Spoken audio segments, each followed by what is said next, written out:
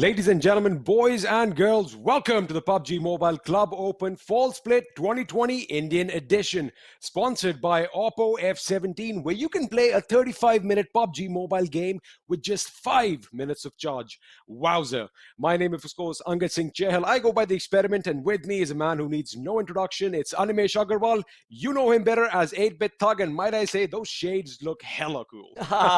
By the way, when am I getting my hands on that Oppo F17? Because even I need to, see if I can play, get better at the game because my skills get pretty bad right now. But XP, how are you doing, man? We are back again after a quick short break for a day, and action begins and resumes. I'm super excited, like super excited. I'm excited too. I mean, we've seen 2 days of amazing semi-final action over here at the PMCO, and today is day 3, and it's going to mark the midway point in the semi-finals. What's more important is that all the teams are going to be on a level playing field, so we're going to have an idea of where each and every team stands and what they need to bring to the table next. But it is going to be exciting, and of course, talking about the F17, you know what they say, you got to flaunt it your way. So as and when we get more information, we're going to keep you intact. But today is going to be an exciting day because we have the big boys playing. Group B is taking on Group C. I mean, like the two most stacked groups that we have had, in this tournament. I mean, like we were waiting for this day where Mayhem goes against XSpark once again. But I think we can have a quick roundup of the points, the pricing that we have for our teams participating. $600 for the second place, $2,600 going to the first, $1,100 for each team between third to fifth, and then we definitely have the PMPL slots, which is the ultimate goal for each team. The biggest stage, more money, more glory, and everything else. I like that. More money, more glory. That is what it's all about, to be on the biggest stage, like you just said. And I like the fact that even the last few positions get $600. Nobody goes home empty-handed. But this is how they are going to be battling it out today. This is the point distribution on our screens right now. We all are very well aware of this. 1 kill equals 1 point, which means it's going to be a high kill meta game. Placement points are going to be untouched for now. They will be changing in the next tournaments to come. But for now, the teams have it a little easier. So, they'll still get those placement points. 1 is the minimum, but it's going to be exciting. But again, like you said, we have stacked groups today, Thug. What do you expect? I'm expecting fireworks right off the bat. Yeah, I mean, like, you're expecting fireworks. I am expecting fireworks, but I'm expecting fireworks which are very planned, which are very detailed. When we get to introspect a lot about what teams are doing, maybe we'll get to see more of teams, resorting to a very strategic kind of approach, because obviously we have all the big names fighting it out today, all the big guns coming into this scene. Let's have a quick look at the teams. We have Mayhem, Reckoning, Optimum, and Insane. Look at the first 4 names that appeared on our screen. I mean, this is just amazing. It's going to be that's what I'm excited about. They can't see my face right now, but I'm actually grinning. And of course, following them also, we have Team LegStump, STALWART Esports, and Nox.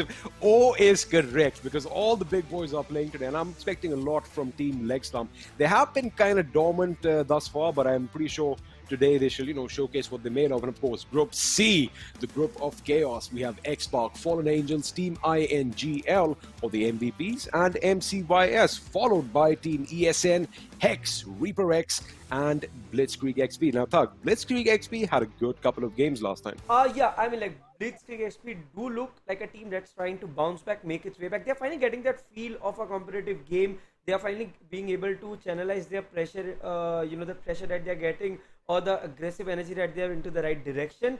I think it's finally working for them. But the biggest test is of today, where we have them fighting on the maps of Erangel, Sanhok, Vikendi, and Erangel. Quick map, although I think we're gonna doze off in Vikendi once again. Let's see if that's going to happen. But, the last time we were in Vikendi, it was kind of different. We were like, it's going to be a slow start, but action started right off the bat. And, it was pretty consistent all throughout. Hopefully the same happens today. Sanhok, on the other hand, was complete opposite of what we come to expect from that map. It was a really slow start. Yeah, I mean, like, like I said, it becomes pretty much unpredictable depending upon what the teams do. That particular day we were talking about Miramar being a slow map, and I think from the second circle we had our eyes glued on the game, because it was so exciting. It kept us glued to the screen, to our seats, so that because there was so much action throughout the game. But yes, let's talk about how the journey has been up till here, and Futurestation leading the charge. Just 1 point shy of 100, and that is an amazing performance by them. Of course, Team Insane in third and Blitzkrieg in eighth still have 4 games on hand. So these teams are definitely going to be trying and topple the leaders over here. And on the second half, we have XSpark, Team INGL, Team ESN. Again, all these teams have a chance to make it to the top 5. And I think halfway through the tournament, halfway through the semi-finals, in fact, it's a good place to gauge how your performance has been and what needs to be done in future. Yeah, and I mean, like, obviously the last stage of our points table, where I'm definitely concerned looking at how LegStump especially is performing. 4 games, 18 points, and 4.5 of an average. I mean, like, the kind of caliber that LegStump has, they can manage that amount of points only by doing those skills. But the point is, right now LegStump is really struggling with the rotations. I mean, like, I think overall LegStump as a team, if you see the leadership, if you see the kind of players they have, they are pretty experienced, but that experience is somehow not working. What do you feel, XP? Do you think they are trying to overdo stuff? I mean, like, taking a very serious approach, whereas teams need to be casual about this entire PMCO, because although it's competitive, it's not the highest level of competition. What do you think?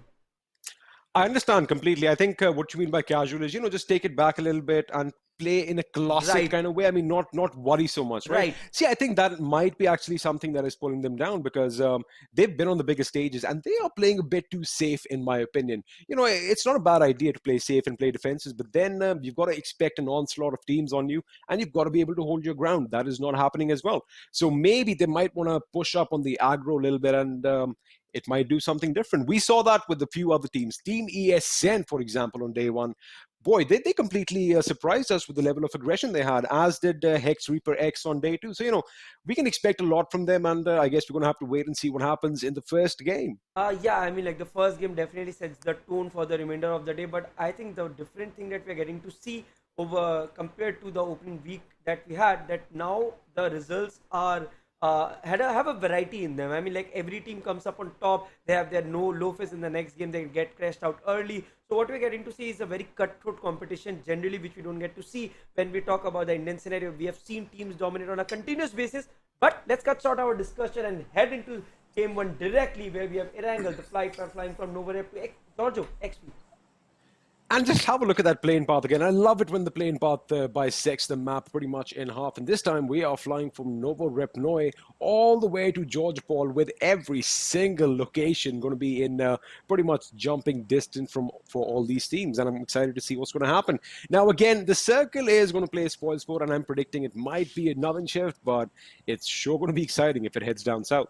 Yeah, definitely. I mean, like, if the circle comes towards Ferry Pier and military base or somewhere around that, I think that's definitely going to make this game pretty interesting. But this flight path is like, everyone must be pretty happy with looking at the flight path, because it gives them a decent opportunity to, take their usual drop. From all I know, MYM might, if they follow the usual rotation, might want to go somewhere around Primos. But if they want to change spots, it all depends. Although we only have 14 teams inside the lobby, so that balances out things a bit. Absolutely. And, well, I like the fact that a few teams are heading to the military base, but I wonder where the circle is going to form, because if it's like towards the northeast, maybe, it's not going to be problematic. But if it forms around George Paul, then they're going to have a lot of distance to traverse. But any second now, the circle is going to be formed, and the fate of the players are going to be sealed. And there you have it. It's pretty much central, has a little eastern aspect on the main island, with certain parts of the military base in contention as well. So teams like MCYS down at Nova Repnoe, they're not going to have to really move around right now. They can loot up with ease.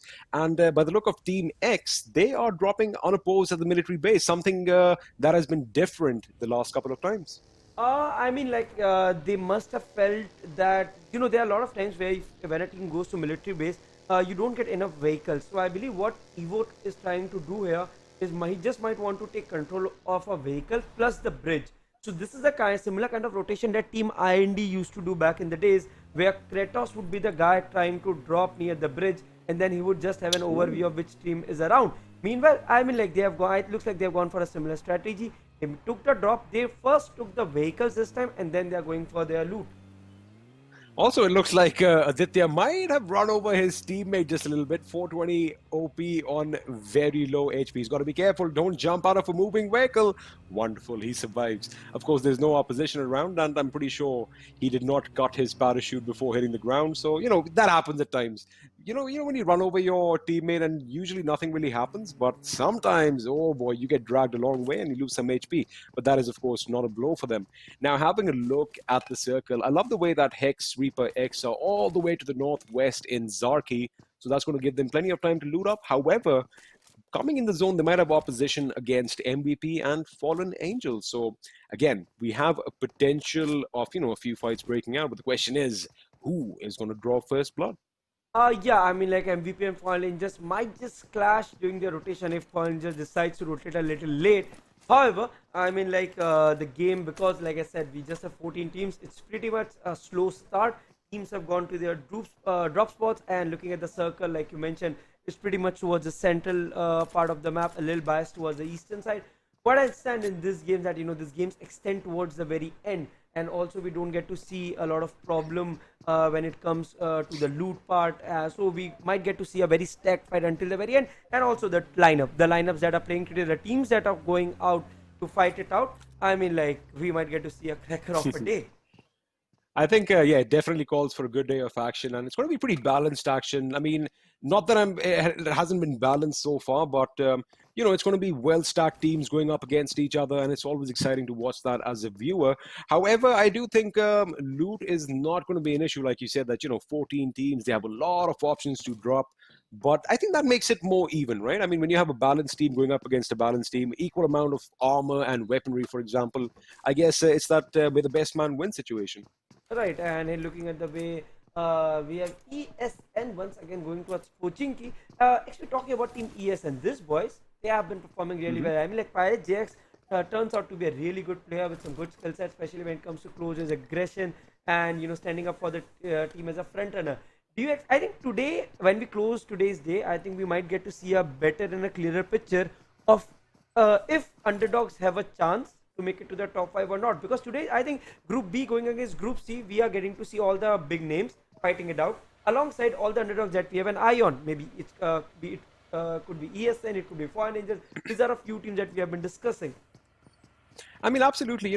As far as underdogs go, for me, they're not really underdogs, right? Because they did come through a qualification process and they did make it to this PMCO stage. And as far as the big names go as well, yes, I mean, they have been there for a long time. However, the thing is, the longer you are, the more people can study you. They can do their homework about you. So if you're really big and famous, for example, people are going to be reviewing your clips, they're going to watch your streams, they're going to get an idea of how you perform. So I think that kind of negates that experience factor. However, what's more important for me is the confidence, right? And of course, once you go up against a big team, if you by chance knock out a member and kill him per se, that just gives you that little boost in morale and confidence, which I think is going to be the make it or break it factor today.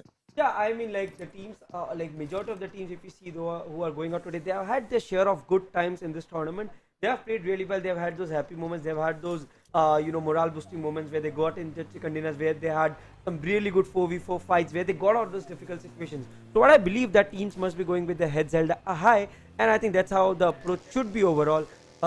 We do have teams going for the late rotation like HEX, MVP, all the teams, even MYM, they are opting for a pretty late rotation, trying to get the best loot and vehicles before they move into the circle. I mean, like they know that it's not a 20 team or a 16 team lobby. That definitely opens up a lot of space inside this circle so big. True that, and of course they can take all their time, and it's going to be the first circle. It's not going to be damaging a lot in case they have a few energy drinks and painkillers.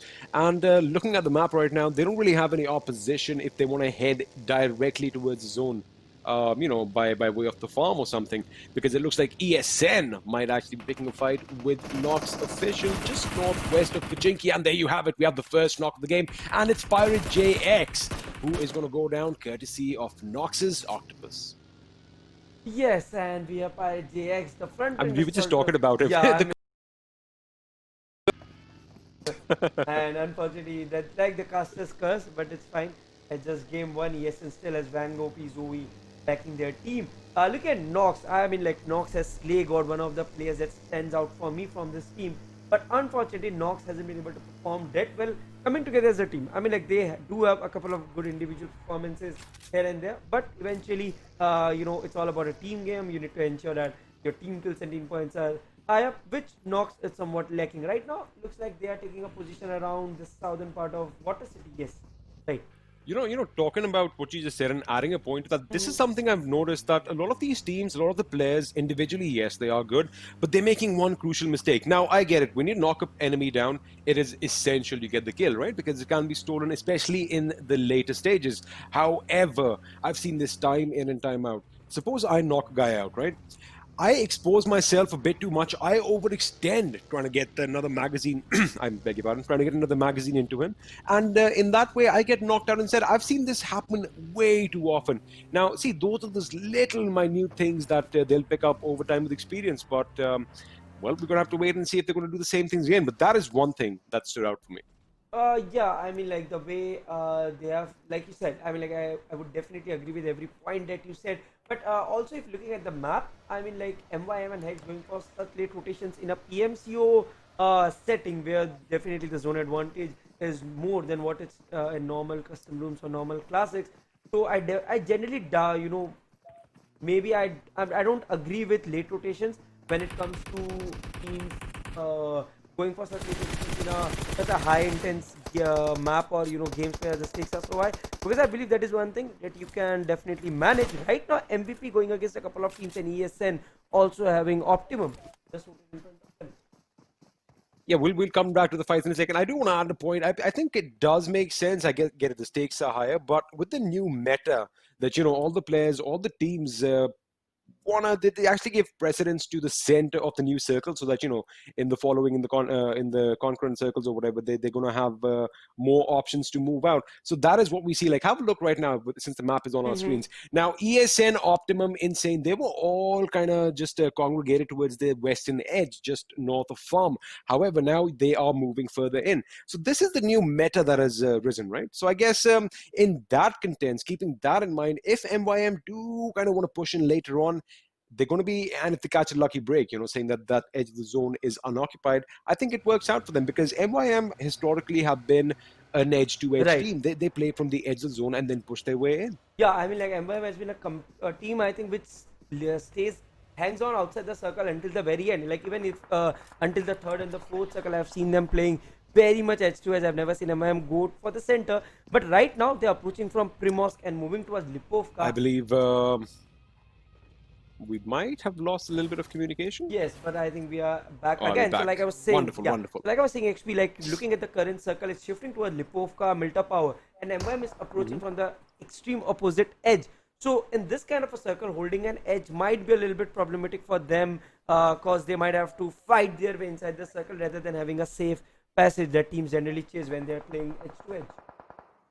See, now, again, it's like two sides of the same coin, right? Because if you go towards the center of the circle, chances are, you're going to have a better lay of the land. You can move around a lot freely later on. But if you're at the edge, it's the opposite.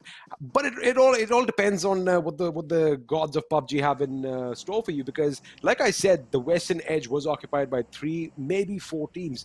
But miraculously, they have all moved aside, and MYM have in fact made their way inside. I'm sure the next time the map comes up, we'll have a look at that. But over here now, Joker with that amazing car 98, and he does have a big scope on it. He's trying to get an angle on BXP. But I do believe both teams have an idea that the enemy is nearby, and I think Mad Dog might just be covering the right flank, and he does, laying loose a few bullets, which do connect. However, it's Volt who's going to get the knock, but Mad Dog is going to make sure he confirms the kill. Right, and Blitzkrieg again getting that early knock for themselves, and I think this Blitzkrieg looks like in a very different form since the last good day that they had. Continuing the same lineup, if I'm not wrong. Yes, they have the same set of people playing. Here we have Nox losing Mank, and obviously Slay got King Ankit Octopus will have to carry their team here on. I see Nox. I think like Nox, the position that Nox is holding right now, I think it's quite debatable by the fact that they don't have a proper ridge and they're quite out in the open. So I'm not really sure what exactly they're trying to do here, but all eyes on LS today because they need to bounce back. They do need to bounce back, and they're pretty much in the center right now. But the question is the next circle going to be friendly, or is it going to be a meanie? Because if it shifts, say, towards the south or the west, then these boys are definitely going to have to move out. But let's have a look. where we are going to be heading to. And it's pretty much around the shelter, with the shelter pretty much in the center. So not a lot of shifting for a lot of teams. And talking about MYM, have a look at them at the Southwest. They have made it in, and looks like they might be heading in STALWART Esports direction, although they could come under fire by Optimum Esports. Right, and I mean, like, this circle trip is a blessing in disguise for MM. Look at the way Sensei is trying to sneak in, like, pretty deep inside the circle. He's trying to penetrate and make way for his team. Because, we have an AWM. I mean, like, there are a lot of AWMs this PMCO. Why don't we ever get them when we're playing the game, Thak? I mean, like, you can do that, but for me, it's not gonna make too much of a difference. But then obviously another AWM. Let's see if any team wants to get their hands on this drop. But right now I see BlitzkriegXP trying to make a rotation. There might be just with MCYS lurking around them, but BlitzkriegXP were quick to spot them, change their rotation, and Insane has been pretty slow, pretty silent rather this game before they generally unleash hell upon their opponents. Still 14 teams, 54 players alive, and we are into circle 3. We are indeed in Circle 3, and I like the fact that all these teams are, migrating ASAP. As soon as the circle changes, a few teams already moved in, and now before, the blue zone kind of catches them off guard, teams are moving in. And this is an interesting rotation by Team X. Now, they are in the open, but they have that slope, so they don't really have to worry about anything, especially since the blue zone is going to come in, and they're going to have their walls against the back. And of course, all those vehicles for cover are going to be helping them out again. But look at the way LS have already rotated. If you remember, they were at the prison, and now they are pretty much north of Milta. So again, good rotations. They're going to go and capitalize and capture a few compounds, which is definitely going to help them around. But the question is it going to be enough? Because a lot of teams are going to be vying for the same compounds, and they're going to have to defend it. So it is exciting for us, but let's wait and watch what's going to happen. Meanwhile, all the teams are migrating in, and looks like MCYS might be on a collision course with Team Insane. Right, and MCYS have come pretty close to Insane, and they also have LS on the other side. I'm really not sure about the position MCYS is holding, although they do have the height advantage compared to where LS and Insane are holding, but then they need to be very careful because they look somewhat exposed from the behind and also from the other side. They could fall in a sandwich situation. Right now, Insane looks to have a good spot unless they don't have to rotate much, and X, just like as I mentioned, 420, once again, this guy opening the assault line for Team X.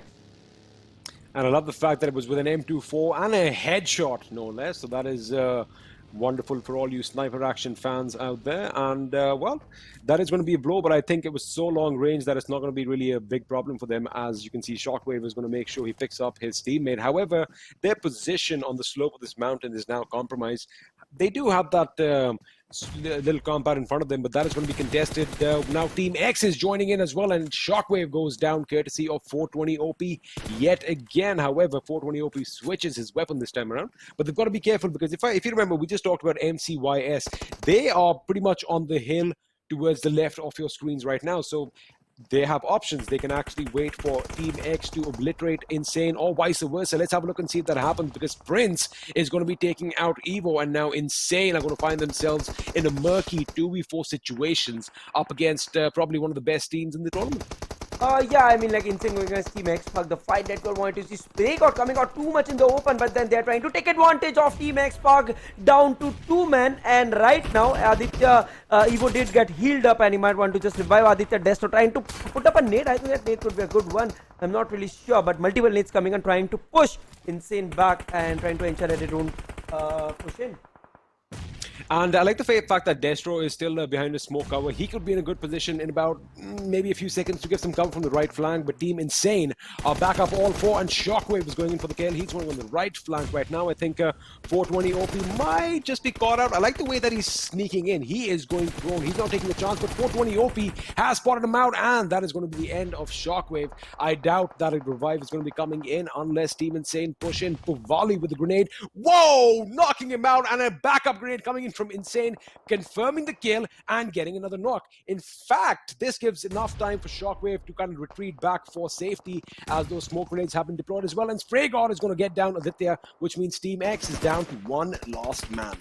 Yes, and looking at the way Team X fell in the hands of Insane, this must be the best run Insane has had, and 4 kills. That too after getting after Team XSpark got the first knock. This is the first time we are seeing Team X failing on a push, that too after getting a first knock.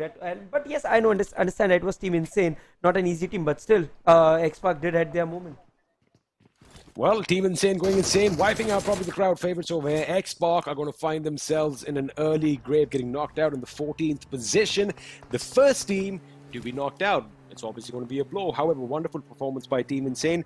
They were on the verge of almost losing that battle, coming down to a 2v4 situation at one point. However, those grenades, again, the grenades have been instrumental in a lot of, squad fights. We've seen that over this tournament, which is, again, it's awesome. We love it. More versatility is what we want. Meanwhile, HEX ReaperX's Zern is on a dominating spree as he gets 3 kills in quick succession. Right, and now we have a situation around LS. LS definitely was supposed to command heavy fire given the position that they're in. Look at the way Syringe and Joker are holding right now. They might get played from 3 different ways. I mean, like, LS is at a very difficult and a questionable spot right now. Insane Poly ever picks up MVP. Spurs OP MVP, 1 man down, trying to make a push on the Titans, the elites in Team Insane. And Mayur looks quite out in the open. I mean, like, one good angle and Mayur would go down. I guess Mayur might want to take a uphill, go back uphill. Yes, yes. I mean, yeah, he could be in that position to get actually knocked out by LegStump, who are actually busy with BXP right now as the grenade comes in. Ooh, an AWM. He's the man of the moment. He's got the biggest gun in the game. The question is, can he connect and knock out ID Prince? If he does, it's going to be phenomenal. But now he is on the back foot. The blue zone is going to go massive amounts of damage, and I do not see Mayur making out of this alive. He goes down to the zone, and with that, MVP are now survived by 2 members. Right, and here we have Insane now just might want to try to push in because Insane definitely anyways has to take the other route when they want to make their way inside the circle. I would suggest not lingering a lot outside this circle because we just have 24 seconds before the 5th circle kicks in, and we have seen a lot of times where, you know, towards when you are fighting at such an edge of the circle and you have the circle coming in, you might win the fight but you eventually end up losing against the circle. Yes, sir, you might win the fight, but you end up losing the battle. But over here, looks like Team Insane, they contemplated the fact that they should move in. They did kind of move in, and now they're moving back out because the zone is going to be kicking in. Again, this is not a move that, you know, expect from a team like that. A little bit of hesitancy because MVP have vehicles at disposal, and you know what? They might actually make it to the zone before them. But I think Spray God Prince and his teammates are getting in their vehicles as well. They're going to be heading in right in BlitzkriegXP's direction, and have a look at MCYS Ignite as he's trying to ignite his opponents driving past him. Right, and we have MCYS trying to hold inside a single compound. Oh, and Mayur had that AWM. What a nice pick against Dave. But there I saw Insane going down. Yes, 2 players from Insane are down. Shockwave also went down. Insane looks like in a lot of trouble. And we have a 3-way fight going on between ES and ST. And I think Reckoning. Also, MCYS going MP. There's a lot of action going on. XP difficult to follow, but right in front of my eyes, we have Mayur going against Team MCYS. And Ignite is the last ending guy. Mayur wants to push in. He opens the ADS. Wipes out the opponent and secures focals for his team. Again, this guy, Mayur, for the win is amazing in clutch situations. And, well, there you have it. He just got a squad wipe for himself, and his team is now in a secure position. Meanwhile, talking about Team Insane, I did see another member go down, but I think all those smoke grenades are helping them out as they tangle with MVP. Meanwhile, Sparsh is going to be knocking out Joker with a grenade off his own. Again, a lot of grenades being used in this game, making it all that more explosive. But Team Insane looks like they've lost 1 member already. They're now in a fight with Blitzkrieg's Mad Dog at one end and LegStump at another, but LegStump have been wiped out courtesy of 1 very well lobbed grenade by Sparsh OP, and with that they are out in the 11th position with only 2 kills to their name. Right, and looking at the way we have Insane Spray God Prince Poil is still surviving. They were at a very tough spot, and they're at a tough spot once again, where IT Prince gets wiped out by BXP, knocked by MYM, and we have MVP standing right in front of Insane. Crazy to see how both the teams made it inside the circle when they were fighting towards the edge, and Insane being on the backhand. So what I'm seeing today is that XP, the teams that are playing it slow and not trying to push, they are somewhat trying to somewhat performing better and having a better result in this particular map. I mean, like we saw XSpark pushing and failing, same for Insane. I mean, that is my preferred way of playing, you know, gathering as much information as you can on your enemy and then going in for the kill. And it works out, apparently. But yes, over here, Team Insane are now under fire as another member of theirs has been knocked down. That means it's going to be phenomenally... Oh, it's the end. It's the end. I was going to say it's going to be an astronomical task for the last member, but that is it. Team Insane, even though they wiped out Team X earlier on, they are now finding themselves exiting this game in the 10th position with 4 kills, all courtesy of MVP. Now, MVP is not done yet. These boys have to now pick a fight with BXP, and you know, just talking about MVP, they did have a good day on day 2 as we join Zern over here trying to get a few knocks. Ooh, Kinetic, his teammate, makes sure he knocks out Muiz OP, and he is going to finish him. So HEX ReaperX are on a little bit of a domination spree as well. 6 kills to their name. Right, and here we have HEX ReaperX at a very good spot compared to every other team. I mean, like, they have the highest spot in the ground, and what a pretty spray coming from Zern to finish off EX and Ghastly, I guess. And then we have MVP going against MYM, the last elite, you know, who are right now alive in this game. MVP has gone crazy. They are going ham on every team, not looking at their name, not looking at where their opponents are coming from. They are just pushing in on everyone. That is exactly what we want to see. See, that's where they got a few teams down there like, you know what, we can do it. We have the power, and now they are showcasing their power. But look at MYM. They moved in as well, and they're in fact taking advantage of the smoke grenades, which they did lob. So did a member of BXP. Mad Dog is the last guy standing. I think it's going to be a little bit difficult for him as Manav needs to be picked up, but Tango is going to get a knock on Cloak, which means Immortal and Sensei now have the work cut out as behind them Stalwart Esports are sneaking in as well. Team MVP or Team INGL, as they are called, look to be in the best position right now with the BXP. I think they're going to be coming down to one-man team. Right, and down to the last 6 teams, 18 players. MYM still somehow making it until the very end. A very passive approach we're getting to see from MYM. But, you know, whenever I've seen that, yes, they do have a slow start. But generally, when they move towards the end, we get to see a very aggressive side, especially with Cloak, Sensei, Immortal, and others leading the charge for their team. Right now, they are in a bit of a tight spot with them being surrounded by teams from all sides. Let's see how MYM gets out of this spot. See, right now, MYM and Stalwart Esports are in a good position. And talking about the two teams, Prashant is actually in a wonderful spot above this little shack as he tries to lay down some lead in Stalwart Esports' direction. I believe that was HEX ReaperX, I beg your pardon, in their direction. So again, they do have that position on lockdown. And if the zone goes their way, which it does, they are going to be in good standings to win this game. However, they do have one member of FALLENangelz behind them. And I do believe Bloodfire is still just out in the blue zone. Meanwhile, MVP Prashant lobbing a few smoke grenades, trying to get that smoke cover so that his team can make it to safety. And wait a second, did you see what I just saw? I thought Bloodfire would knock out Prashant right now. Yeah, but I think Prashant... Oh, he's on the other side. Yeah, the Prashant somehow got saved. And here, I think MYM are at a very tough spot, to be honest. They have Blitzkrieg just right behind them, who are waiting for the right opportunity to pounce on them. But depends. Actually, MVP has done a great job in trying to hold back both the teams. If you see, Prashant is trying to hold a very different angle around Blitzkrieg, and MYM Immortal going down. BXP strikes, picks up Immortal, Senses goes for the knock. Definitely, MVP might want to take note of it and push it. They definitely need to do that, but I think Prashant is going to make sure that he goes and secures the next spot in the zone. And there you have it. Sakriya gets knocked out, not by MYM, but by Stalwart Esports Sarang all the way across the battlefield. So that is going to be a big blow for them. Meanwhile, Tango now finding himself under heavy fire. Prashant and himself are going to be just getting into position, getting into cover behind this. BlitzkriegXP do get eliminated in the 6th position with 3 kills to their names. And quickly following suit, it's FALLENangelz who go out in 5th with 2 kills to theirs. So now we have 4 teams remaining, 12 people alive. Make that 3 teams with 11 as Team Mayhem are now out of this game. I mean, like a super fast game, and out of nowhere, the team that we completely lost interest in, Stalwart Esports. Wow, 10 kills, and they are made it to the top. I mean, like I did see the kill feed running in favor of Stalwart Esports, but obviously we did not have spotlight on them, so we did not get a chance to speak about it. But Robin did look like he overextended and he paid the price immediately. But Sarang, as always, stepping up for his team, picks off a player from HEX.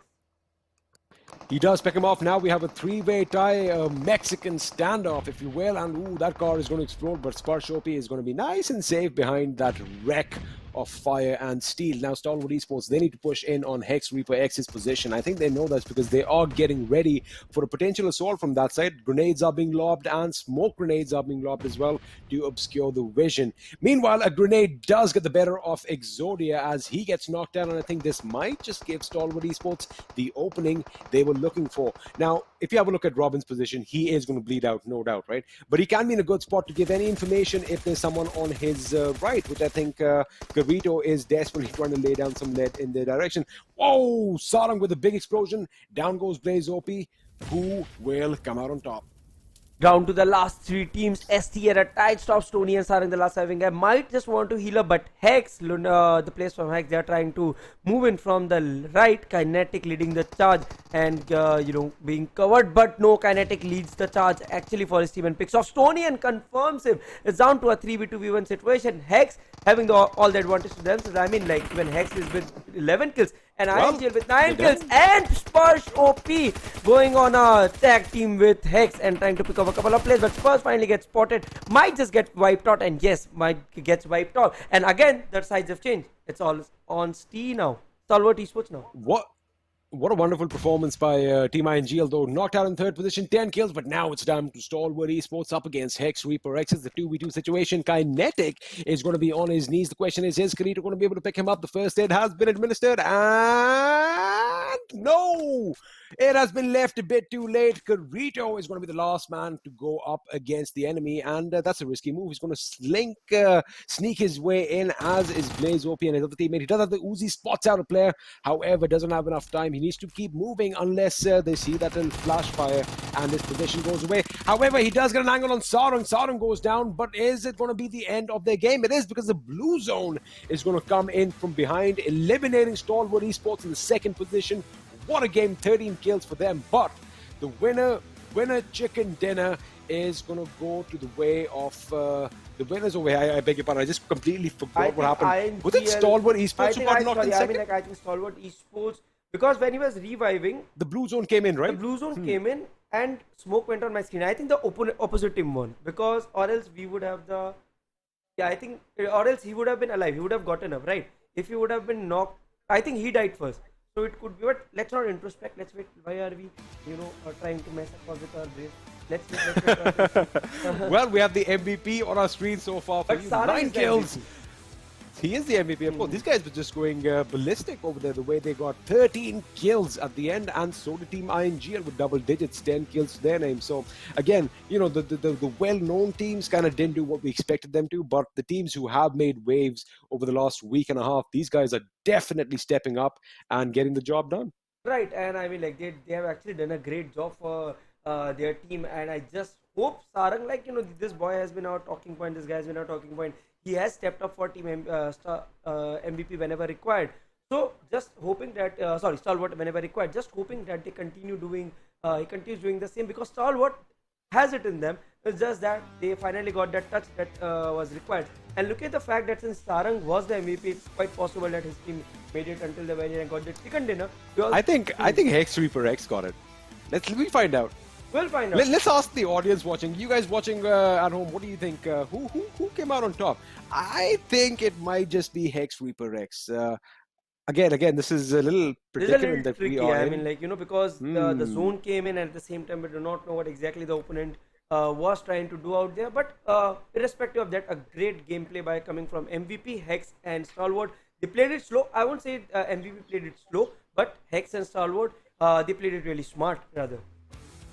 They played it smart, and let's just have a look at the match summary. Just keep your eye on the smokes and nades. 258. That is what we want to see. It made for an explosive round in Erangel. 6 kills coming in from grenades. A total of 52 kills, 7 headshots, and luckily, or surprisingly actually, this time around, 3 airdrops were looted. That is something that doesn't really happen that often. And we had the AWM in play.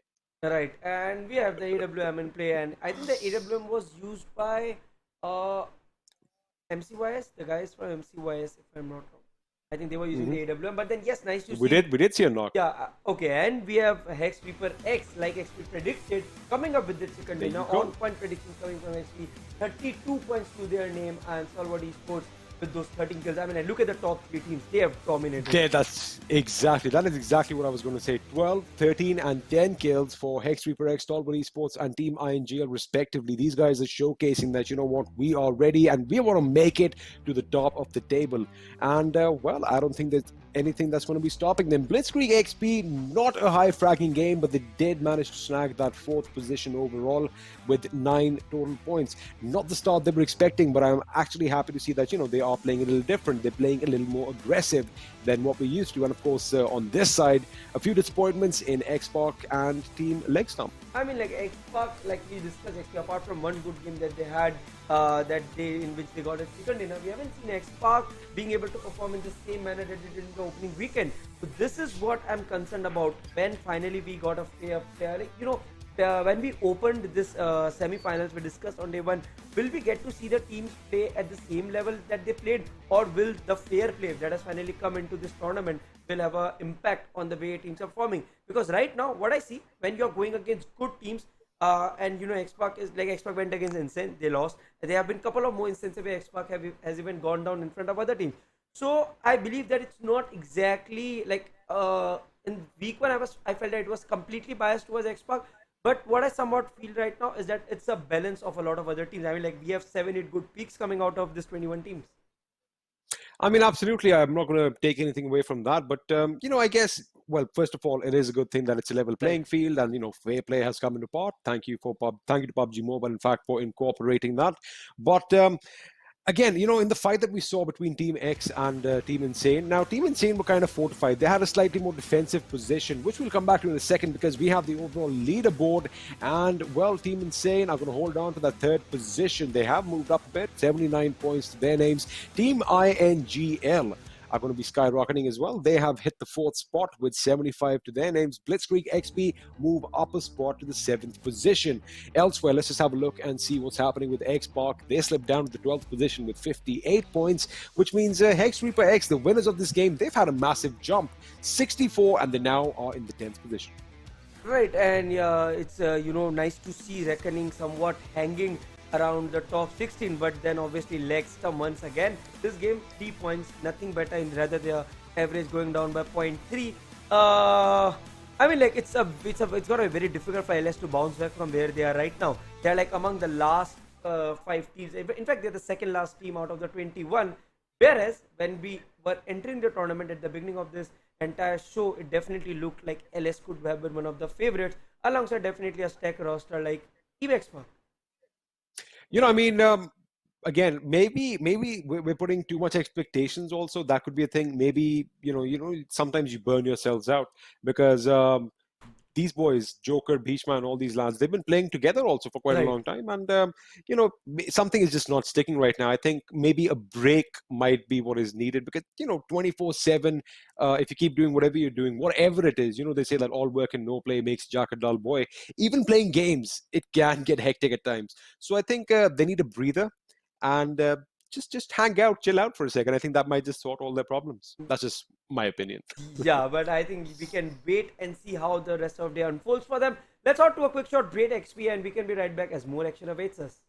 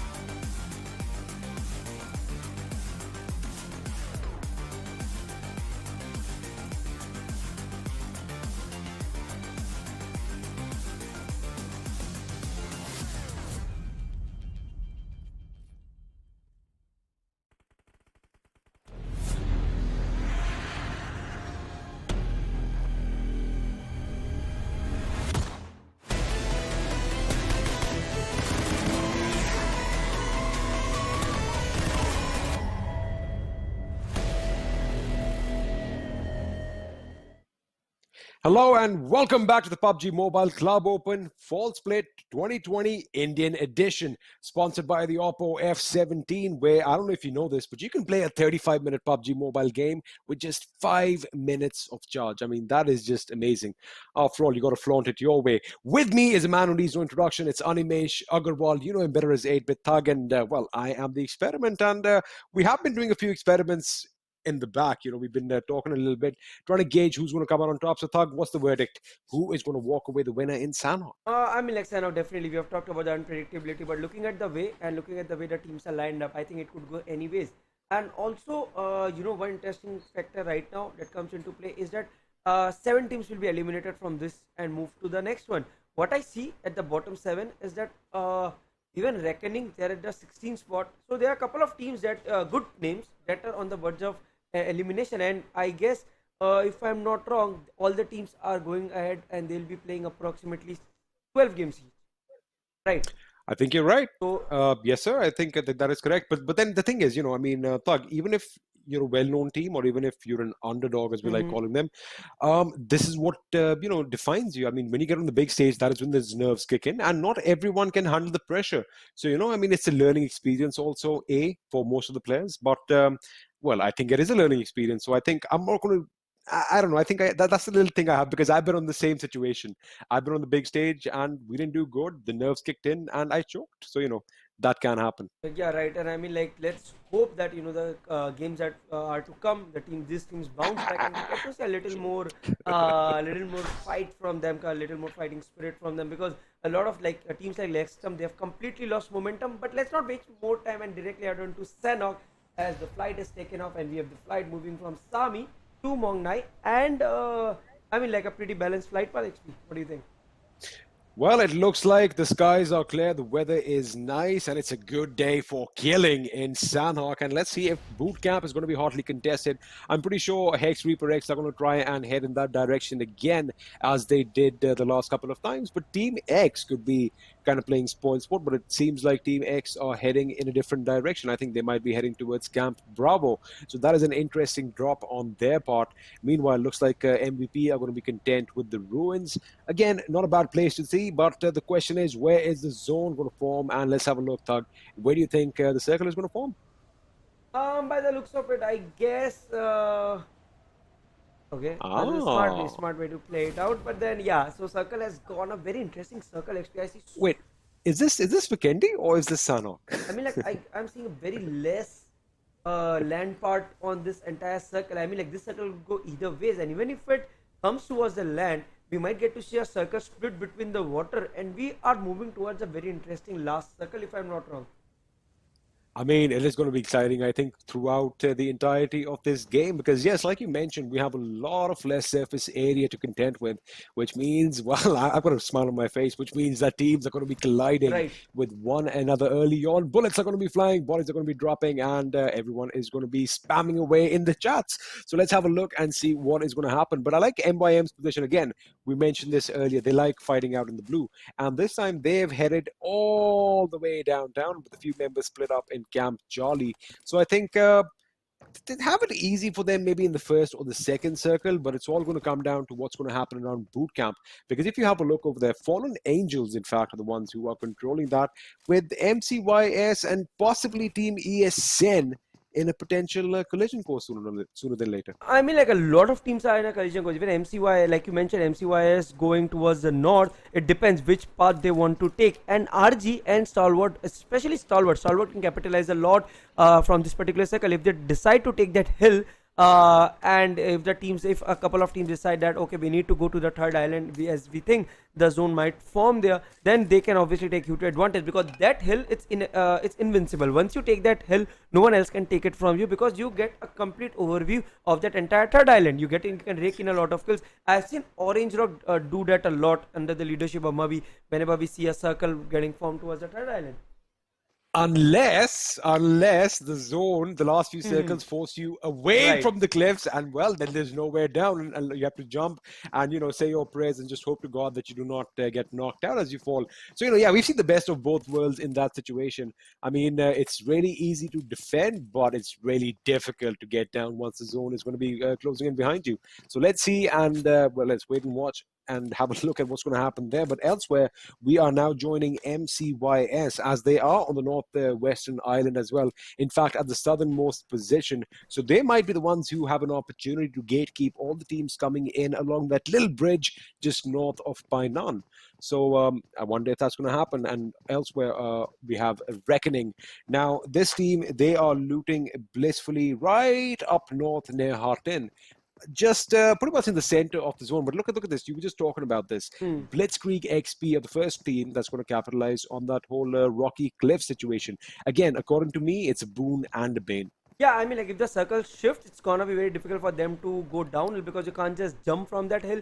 You need to take a big rotation to move downward. But right now, obviously, being in the third circle, you will have that mentality where you would want to hold it. And look at both STALWART and BlitzkriegXP. Oh, Sarang is caught out in the open and is definitely going down. But no, we are seeing a reverse card being played where Mad Dog goes down somewhere, but Stony. A little bit of a bad move coming from Sony. He did realize the shots are coming from across the circle. He tried to take the person down who has a height advantage. I mean, like, that's weird. I mean, yeah, he did not really know where the shots are coming from. I think he assumed it was a little bit higher up top from, Mad Dog's position. But, well, they are down to a possible 3v3 because Mad Dog is a little far away. But I do believe his teammate is coming down from up top to give it a revive. So that is not going to be an issue. But I do have a little bit of a critique for Sakri. I think he could have got that first knock on Sarang as well. But, again, it's all right. I mean, they've done their bit. Now the enemy is alerted to the situation. And let's have a look and see what STALWART Esports have up their sleeves. Right, and let's wait. I'm waiting to see if STALWART are able to fight back here on, because right now, okay, BlitzkriegXP is pretty far away and they are separated by a hill, so I don't think STALWART has too much of an immediate threat, and they might just have the opportunity to rotate and move. But right now, BlitzkriegXP, good job getting that one kill and pushing STALWART away from that advantageous position, allowing no one else to take over it. Well, talking about no one else, have a look at MCYS, as they probably heard the gunfire just a little while ago, and they're like, you know what, hey, what's all this commotion about? We want to play as well. And, well, BXP's Volt is definitely going to keep an eye out on the backside, and he does. Dave is going to be in his crosses. He tries to take a few shots at him and Zark. None of them connect. However, now they have been alerted that, all eyes are on them. So, again, we have another King of the Hill situation over here. They're going, but that's a grenade being lobbed. It's a Molotov, in fact, from the other end, making sure that Mad Boy is not coming from the right side of this rock. Now they're trying to collect as much information as he can, and I think Mad Dog is going to make his move. It might be a risky move because he can actually get shot from Ignite, who is a little further off. But now as he's locking horns with Ignite, Dave is going to be moving in for the kill. Mad Dog is now going to find himself surrounded by the enemy. Volt is coming in, but he gets taken down by Dave. And Naughty Boy is just a bit too late. Yes, and we have a pretty intense situation here going on because BlitzkriegXP right now is split. And same about MCYS. MCYS are just two men standing right up. But if you look at the map, it's a T situation where BlitzkriegXP is spread. And the way they are spread, I'm not really sure every player would have an angle on them. And look at how MCYS have closed in. They have surrounded BlitzkriegXP, who were holding the hilltop. Now, that is what confidence is all about. We saw MCYS with a few good plays on day 2 as well, and they are showcasing that as well, as Dark and Zark are going to be moving in from one angle, and looks like Naughty Boy has to be on the back foot as he does withdraw. He is going to live to fight another day. BXP Sakriya is a bit too far off from his teammate as well. They want to regroup sooner than later. Meanwhile, on our screens right now, Insane's IT Prince is lying prone in the grass, trying to get as much information as he can on Optimum Esports, who kind of look like they are oblivious to the fact that they are being so keenly watched. Yes, and they need to be careful about it because Optimum, they are a good side, but I have seen them, a little bit of hits and misses here and there, and a little bit of, not being careful enough when they are trying to rotate. They've paid a lot of price because of this minute issues, but apart from that, they have some really good gun power coming from Critic and Bash. And MCYS as well. MCYS leading the charge for these young guns. Insane have done a great job trying to prone and surround Optimum and maybe launch a surprise attack on them. It's like You know, it's like I'm watching a nature documentary or something, because I like the way that they're all, stalking their prey. They're coming in nice and slow. They are low down to the ground, making sure the bodies are, basically covered by all that tall grass. And well, now they've been spotted out. MCYS is going to be the first to open up some shots in their direction, but they are going to be now attacking in force as Spray God is going to go on the right flank. A couple of their teammates are reviving themselves. Oh my goodness, that could have been devastating. He did let loose a few shots, but that was not enough. But Puvali is going to get a knock on Critic. Meanwhile, MCYS OP is going to make sure that his team is on all fronts as far as the inside of the house is concerned, as he gets a couple of knocks on his own. Critic and MCYS OP have unfortunately been wiped out. Bash is now lobbing a grenade. That could be devastating if that connects. However, it is in the wrong room. And Shockwave is going to make sure that his teammate gets picked up. They've lost a member. Optimum have lost 2 members, down to a 3v2 situation. And now both teams are fortified. Right, and here's a nice pre-fire coming from Reza, but I think a tad too early. He did guess one of the players might be coming out from there, and Razor was on his way. Puali was on his way, I guess, trying to sneak out of the door, but somehow got saved. And LS, once again, paying the price of a very bad rotation. It looks like LS is in a lot of trouble right now. I mean, Nox Official are doing exactly the same thing they did last time in Sanhok. This is their territory up north in the boat. They're going to come and make sure that they get all the bodies. But have a look, a couple of members of LS are still swimming around. Now, Mayhank could be in a spot to get a shot. Oh my goodness, if he comes and sits in the vehicle in his boat, this is going to be awesome. Is Bhishma going to come and just chill out with the boys? He does! He does sit in, but he gets knocked down immediately. King Ankit is going to be the one who finishes him off. Meanwhile, Octopus is going to be confirming the kill. So now, LegStump, Dungy OP, last man standing thug. What a devastating blow for them. But to be honest, this was quite funny. Yeah, I mean, like the way these players have played, Dungy, Siring, they were in like pretty good sides before making the move into LS, and going under an experienced Bhishma.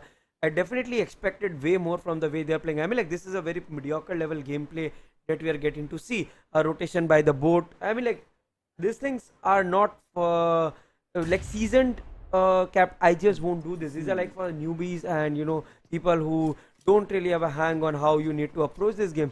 But nevertheless, hoping the sorrows for Team LS end soon. And we have Insane Optimum still in a tight situation going against each other. But looks like the circle is more biased towards the third island, and more or less we are going to have something around BXP or MVP and MM. These are the few squads that might get a chance to make it to the top in this one. Adding to that LegStump point, have a look at Team X right up towards the northeast of your screens right now. They are going for a similar situation. They found a boat. I think one of them have found a boat, and the other members are going to be piling on in, and they're going to go for a similar rotation. Meanwhile, Puvali overhead, going to lay off an attack by Bash, but Optimum Bash is going to get the better of him, and he gets the better of Stray God. Using that TPP to his advantage, Shockwave, the last man standing. Ooh, that is going to be devastating for him. He has an unsurmountable amount of weight on his shoulders, and Spray God has been caught out as well. And with that team, Insane are going to be knocked out in the 13th position with only 2 kills to their name. Now, I thought everything was going in their favor, but again, they let it off just a little bit too late, and they paid the price. Optimum Esports regrouped, reassembled, and mounted an assault, and well, they came out on top. Right, and we have 2 teams eliminated, big names crashing out early, Insane and LS, and crazy to see how Insane just got wiped out. They had a pretty good advantage of themselves, but obviously, great work by Optimum in holding on to their nerves. But right now, Nox must be pretty happy after a bad last game. 4th list with their name, but they have this big task of MYM standing right in front of them. MYM Sensei, Manav, Immortal, Clo, coming in with those nades, and also meanwhile, Ghastly picking up Fallen, Wish You, and FALLENangelz. Haven't seen them being too much active today. They haven't been active, today at all. But of course, Vichu and the boys, we know that they are very capable of getting the job done. But now, as the circle has kind of moved, it's concentrating on the northwest island. Everybody is going to be rotating in. RG's Exotic is going to get a knock on MYM. And it seems like MYM, they finally made it inside the circle, but they are under heavy fire. And the funny thing is, they are towards the northwest of the northwestern island, right at the top. So how they made it over there is just phenomenal. I think they came all the way down from the western aspect of the map, and they basically came in unnoticed. But right now, FALLENangelz, they are going up against ESN, and it looks like ESN have got the better of them so far, knocking and eliminating one player.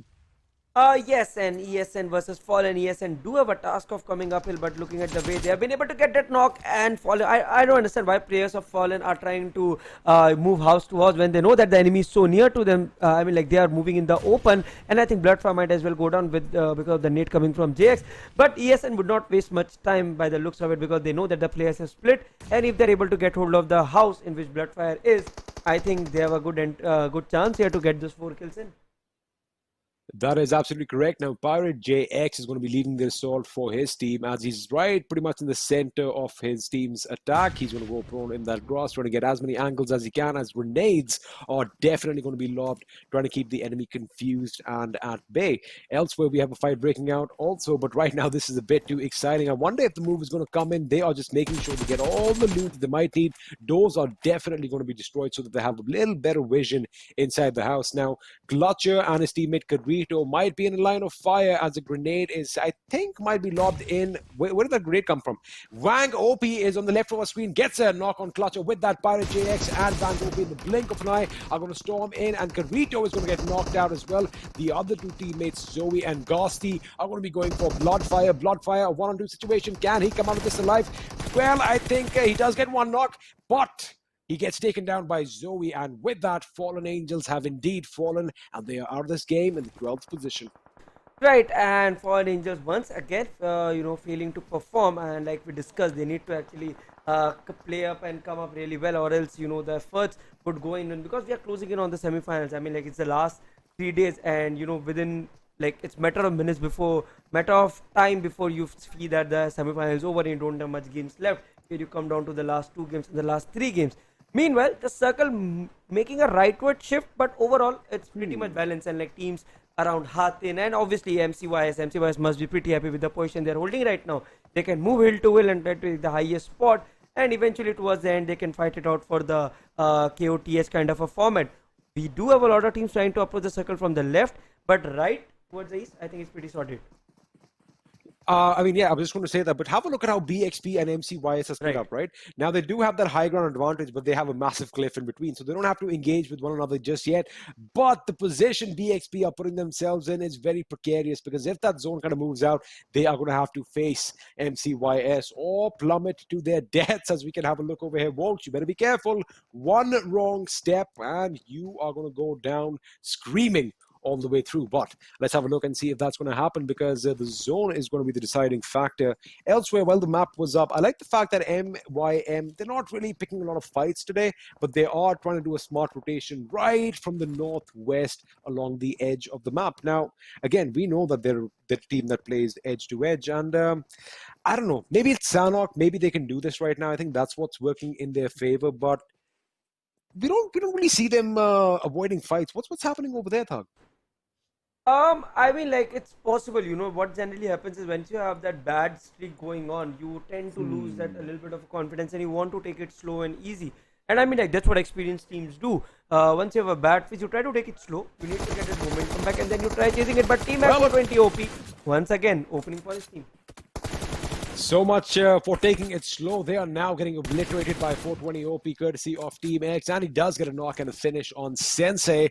So the Sensei has fallen. I wonder if his pupils are going to make it through. Manav, Immortal, and Cloak are the last 3 remaining members. Again, a very dormant playstyle from these lads. Not what is expected. I think I need to see them go all out aggressive, because that is more suited to their edge-to-edge play. Because once you hit that edge, you want to make sure you defend it against anyone else who is already there. And, people coming in, you have an option to gatekeep.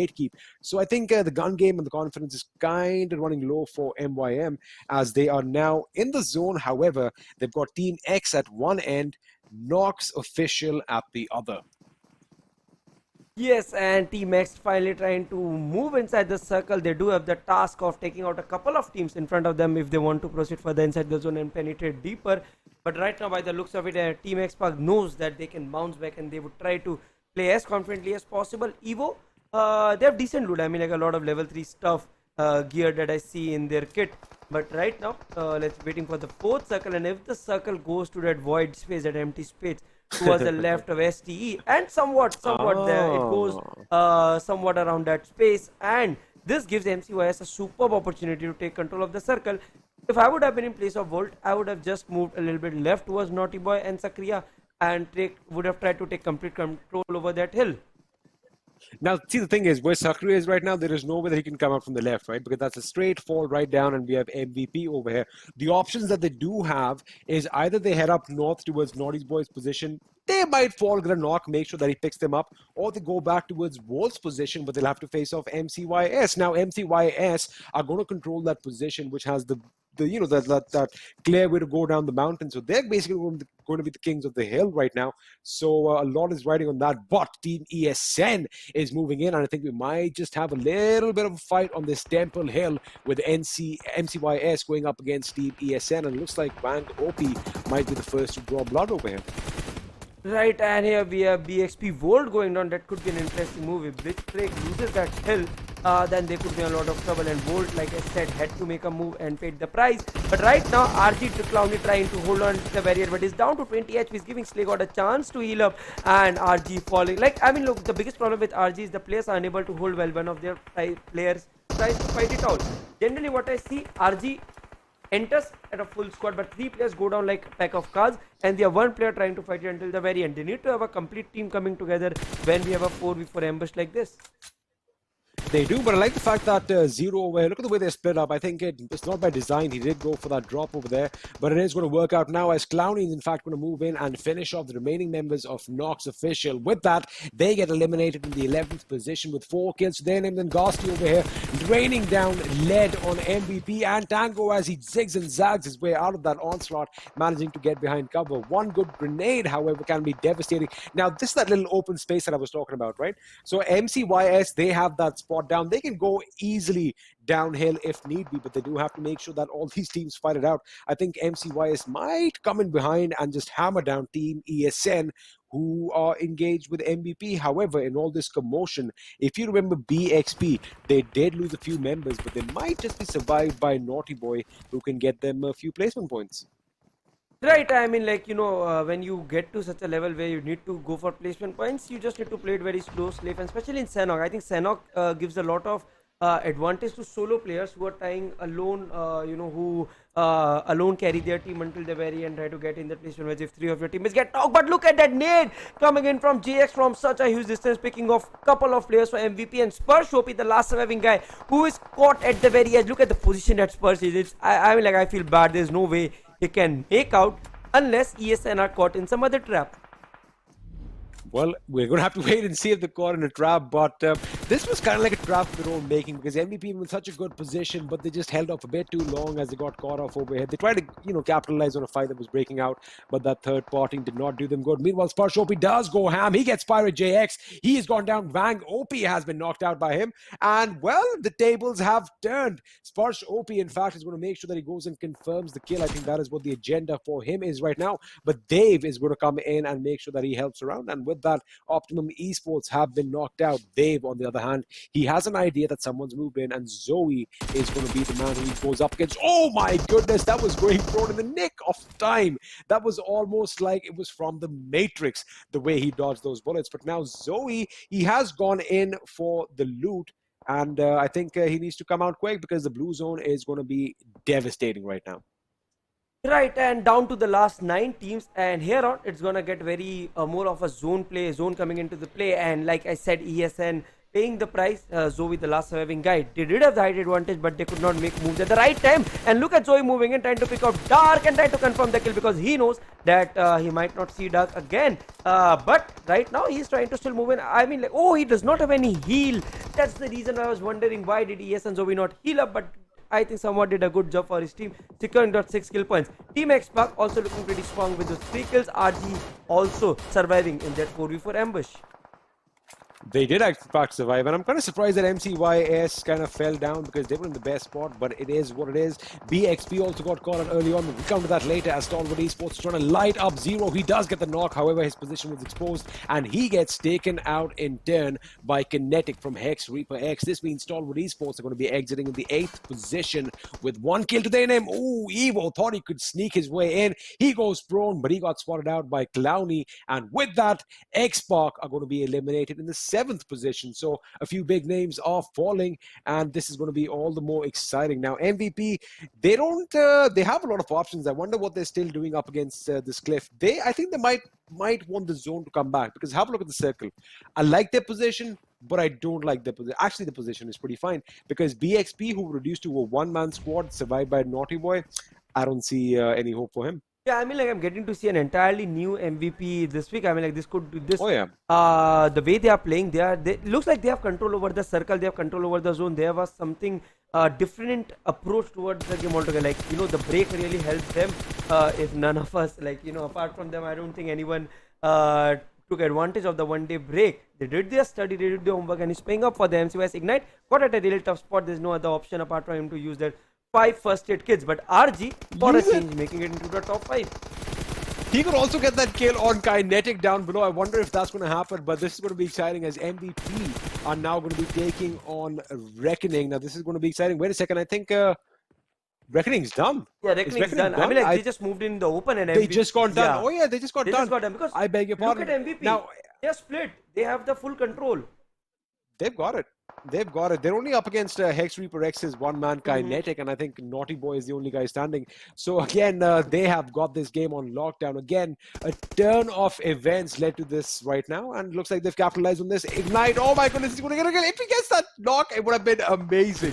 But I think MCYS could have gone out with another kill, but it is what it is. Down to the last 3, and I think it's not going to be hard to pick out a winner in this situation.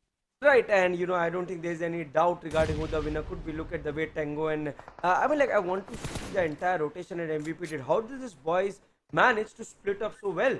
I mean, like, generally you don't get to split in the Sanhok Hills until towards the last circle, and ReaperX goes down, Kinetic getting knocked off, and it all comes down to a 4v1 situation. Obviously, Blitzkrieg Naughty Boy did a great job for his team, getting them those 19 points if I'm not wrong.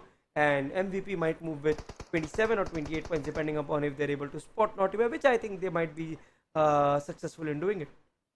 They might, but Naughty Boy's in a good spot as well. He might get a knock on Mayu, which he does. He might go for the finish, which he does. That brings it down to a 1v3 situation. Now Tango has jumped down. They are on low HPC. That is what's going to help him out. If he can be accurate right now, he can actually take it away from them. He's got to be really careful, as the other teammates are going to make sure that they pass themselves up. Prashant's the only one who can give them a wide enough angle. He needs to be careful over here. Can he clutch it for BlitzkriegXP? Can he live up to his name? Let's find out, as Prashant and the boys are moving in for the kill. Naughty Boy is showing some exemplary patience over here. However, now he's going to go up against a few. He gets 1 knock. He gets 2 knocks. Is this going to be it? It's going to be Naughty Boy up against Prashant Thug. A one-on-one situation. Can he do the impossible? Can he clutch this out for his team? Looks like he might just do it. Oh, he missed by a whisker. What a game by Naughty Boy. And I mean, like, he had it during the entire time. This, apart from the last bullet that took off Naughty Boy, then during the entire 1v1 situation, he had it all to himself.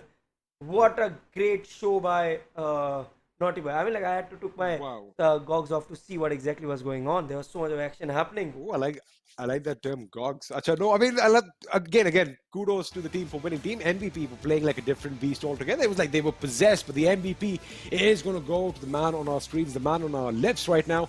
Naughty Boy from BlitzkriegXP, 5 kills to his name, 794 points of damage, especially that last little hoorah that he had as he tried to take on the 3-man MVP. It could have been done. Prashant could have been in a better position earlier on to come and get that wide angle, cut him off, where Tango, could have jumped in and just gone ratatatata on him. But again, that little bit of a misclick at the end is what led to their fall. But what a lovely game. Yeah, I mean, like, great stuff coming in from Blitzkrieg, and a great type of rotation from MVP as well. I mean, like, I was pretty surprised. Like I said, that split that they made, even if there would have been a couple of more teams available towards the end, still MVP would have gotten it, because that split, they had control over the entire place. Even if one of the players, even if Tango would have gotten knocked, 3 of his players sitting on the other side of the hill would have helped him out. Talking about the top 5 players, Naughty Boy leading the charge. We definitely have first 420 Clowny and 5 following. Now, let me just quickly, now, of course, all of you can just go over the stats there on your screen right now. Let me just talk about Reckoning and MCYS right now. At one point, it looked like MCYS were in control of that Temple Hill, and they should have actually been dominating. Blitzkrieg were over there, but then Reckoning came in from behind, and Nox came in. So it was a complete chaotic situation over there. They got wiped out. I'm kind of surprised that they couldn't hold that position, because we just mentioned this a little while ago. That hilltop is easier to defend than, get down later on. But I guess we were wrong. Yeah, I mean, like, even I thought that, results would have gone the way we thought, but then a good fight being put up. And yes, talking about the points, INGL getting that chicken dinner, 28 points. I mean, like, INGL is having a great day today. The way these boys are playing, they are putting their heart out and trying to fight it out. Blitzkrieg, good job as well. I mean, like, they're having a great day from the last day where they took that momentum. I mean, like, it's all about momentum. LegStump hasn't been able to get that momentum yet. From the very beginning, since this PMCO started, they have had 0 good games. All I remember is them getting crashed at 14 and 16. True. I mean, I guess you could say that, but then it goes momentum. Team Insane had momentum on day 2, and they really haven't shown up today. So I guess it is momentum, and again, all of the people watching at home are going to get sickened out of me saying this. Confidence and morale. Trust me, the mental aspect of the game is very important. So that is something I think that's what's happening with LegStump. I'm pretty sure. I'm not going to say ego clashes, but something is amiss in that team as far as the mental equity goes. So I hope we can find what that is. I hope they can find out what that is and sort it out. But end of 2 games, 2 more games to go. Right, and looking at the end of 2 games, we need to see. Although we have had 10 games till now, let's have a quick look at the leaderboard. And impressive, INGL. With an amazing average, almost close to 14 points, they make it to the top spot, and this is a treat to my eyes. I mean, like, seeing a team out of nowhere coming out on top with the highest number of frags and placement points as well. That is actually phenomenal. So, I mean, they are the MVPs, aren't they? But let's have a look at the second half of the table. XSpark is going to be climbing up to the 9th position. Again, not what is expected from probably the tournament favorites. Lord Fam, of course, all these players haven't played today, but VR1 Esports and UP50 are going to be in the 10th, 11th, and 12th position. Not a lot of points differentiating them. So right now, the race for the top 5 slots, which are going to lead to the PMPL Season 2, are hotly contested. And if you think about it, even for teams like now LegStump down in the 20th position, 22 points, I mean, I want to be optimistic, Thug. I want to be optimistic, saying that, we have 6 games remaining. They might be able to pull something off, but again, only if they get their bearings right. Right, I mean, like, they might be able to pull. I mean, like, it's all about one chicken dinner. Come on, like, they have a 15 kill, 10 kill chicken dinner. They are back on track to somehow qualify. It's not that they are back on track and they will go boom there on. But the point is, they are back on track to at least get another breather in the form of PMCO finals.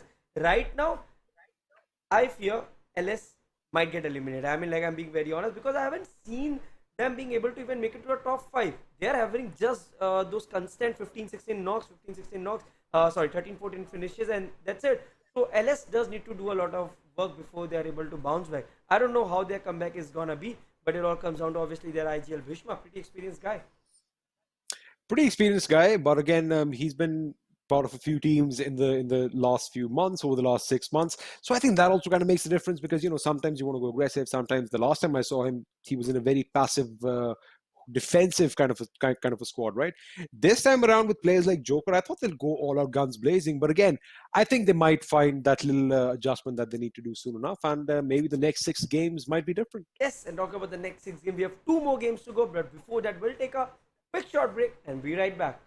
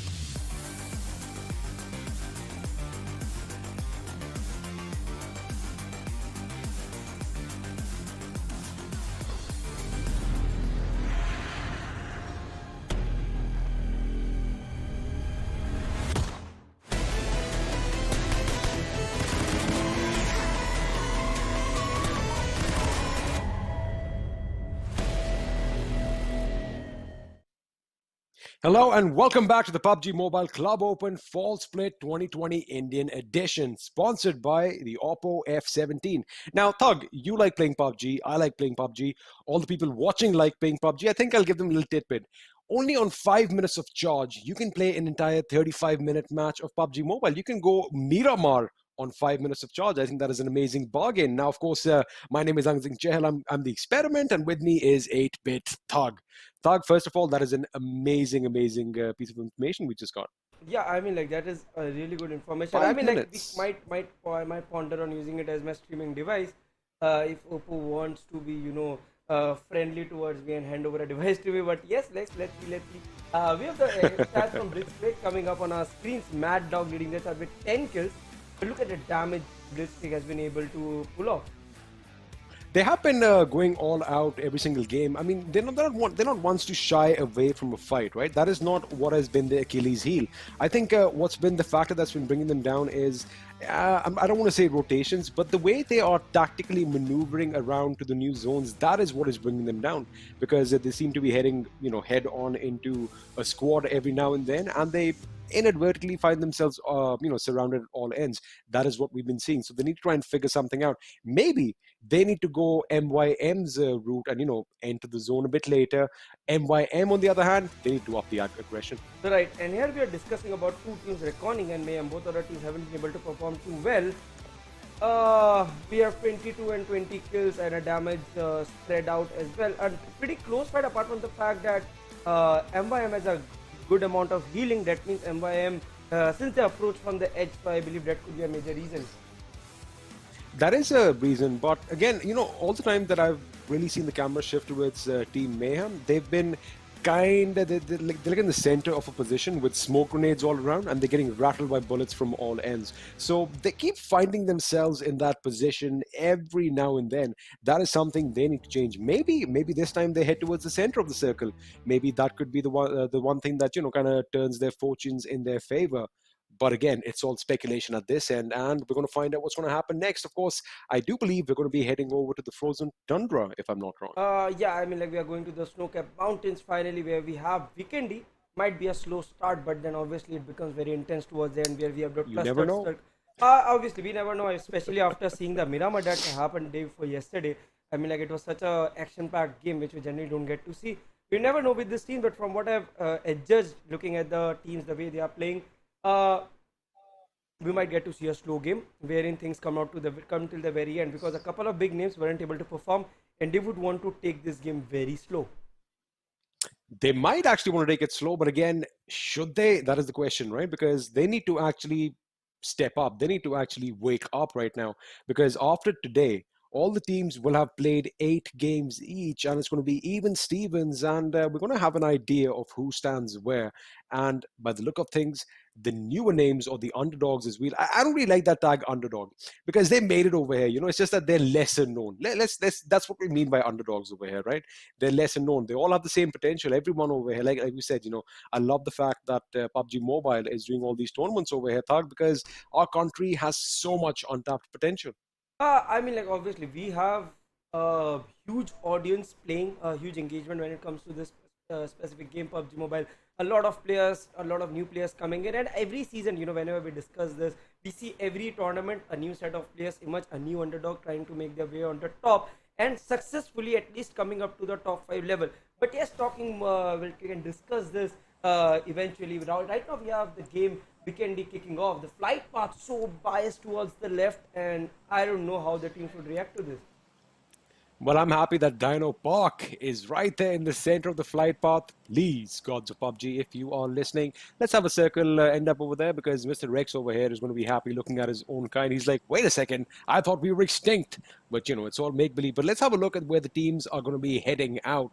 Now, I know that Cosmodrome is somewhere that, Team X would like to drop every now and then, but that is going to be out of question for them this time around. I think they might head for the Cement Factory. That is another position that we've seen Team X head a lot of times. Now, again, it is going to be kind of funny to see with the circle forms, because if it's in the edge of the map anywhere with some water in contention, it is going to be problematic. But I guess we're going to find out in a few seconds. And well, Well, well, well. We had Sanhok earlier on that wanted to be Vikendi, and looks like Vikendi wants to be Erangel now.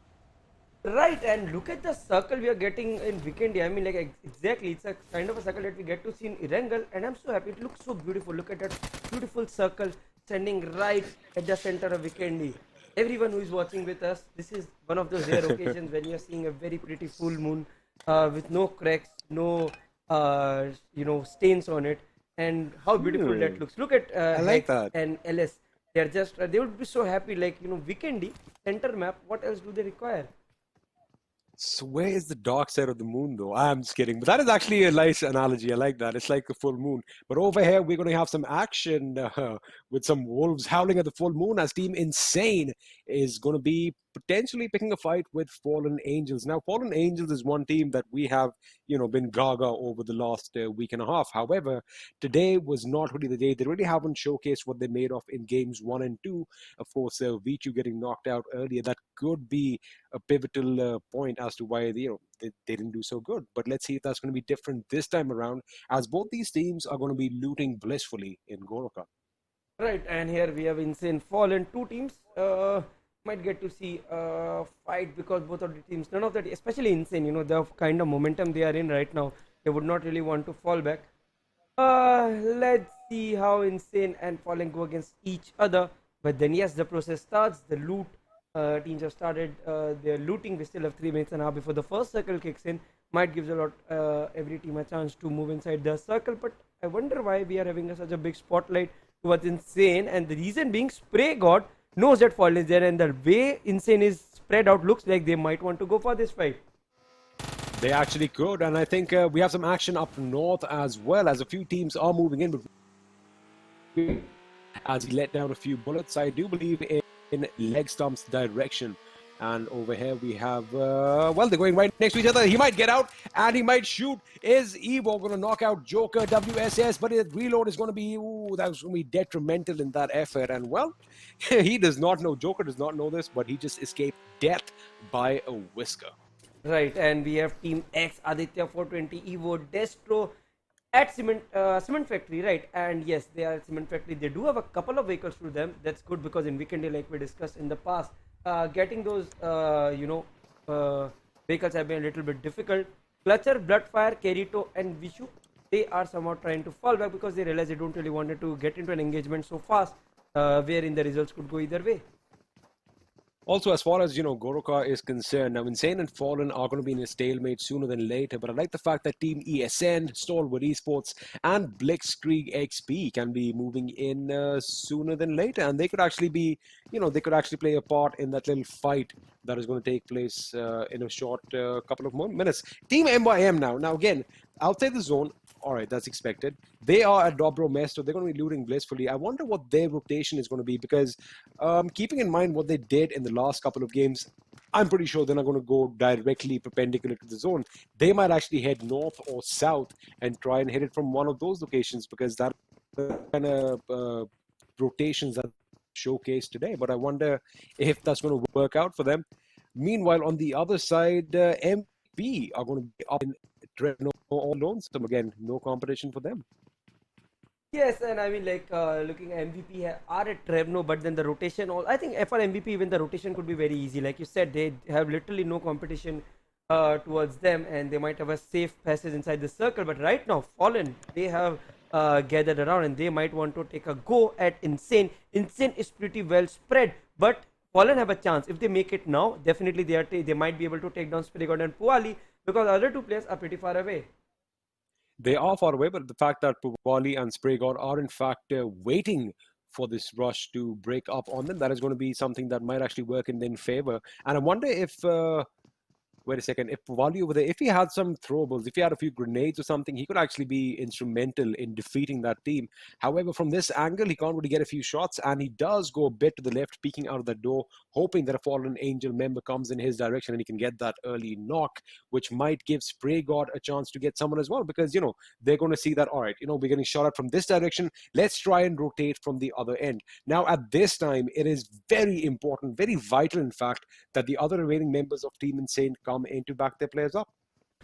Right, and we have Insane, I think Fallen gave Insane a lot of time, but I mean, like, obviously, Fallen obviously does not know that two of the players are not there, but Oh, Puwali could be a oh. little bit of, look at the angle Bloodfire is trying to make. Oh, what did Bloodfire do the entire time? He was holding that particular angle where where Spray God Puwali would have moved, and when he moved, he just moved away. I mean, like, that was a little weird to my eyes.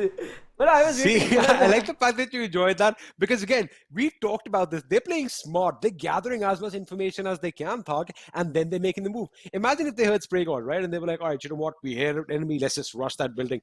They would have got obliterated by Powali. But the fact that Bloodfire was holding his angle, again, very commendable.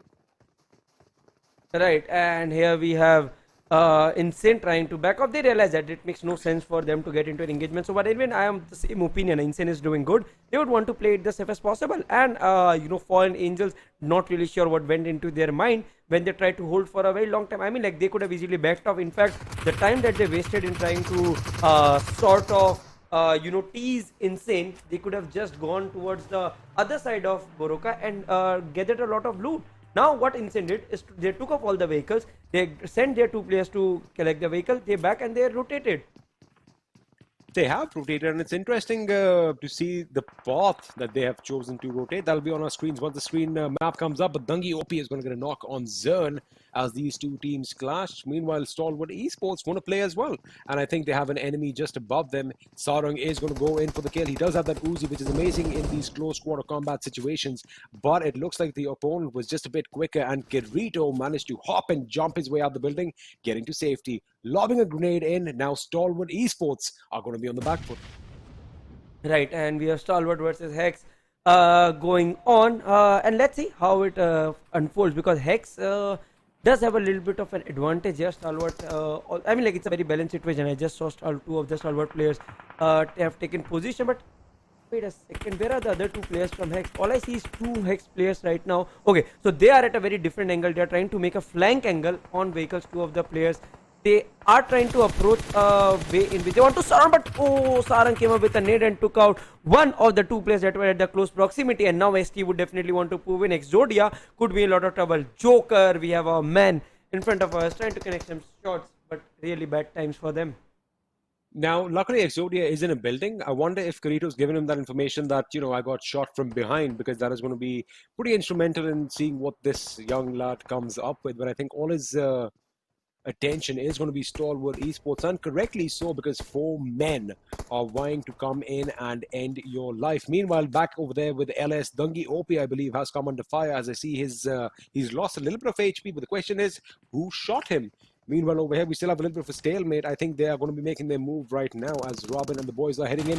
Exodia is trying to keep an angle on them, but he has been spotted out. He gets a few shots in, but it's not enough. He does take a member down, but, well, he has bitten the dust, and that is the end for HEX ReaperX's Exodia. I do believe HEX ReaperX are now survived by 2 members only, Zern and Kinetic, who made their escape not too long ago.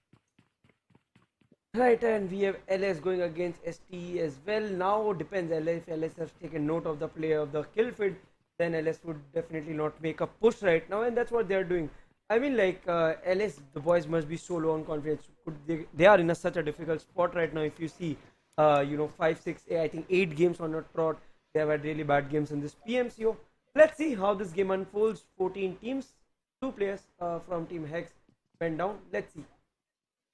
Well, they haven't had the best of days in the semi-finals, that is for sure. But right now, they have a compound pretty much in the center of the circle.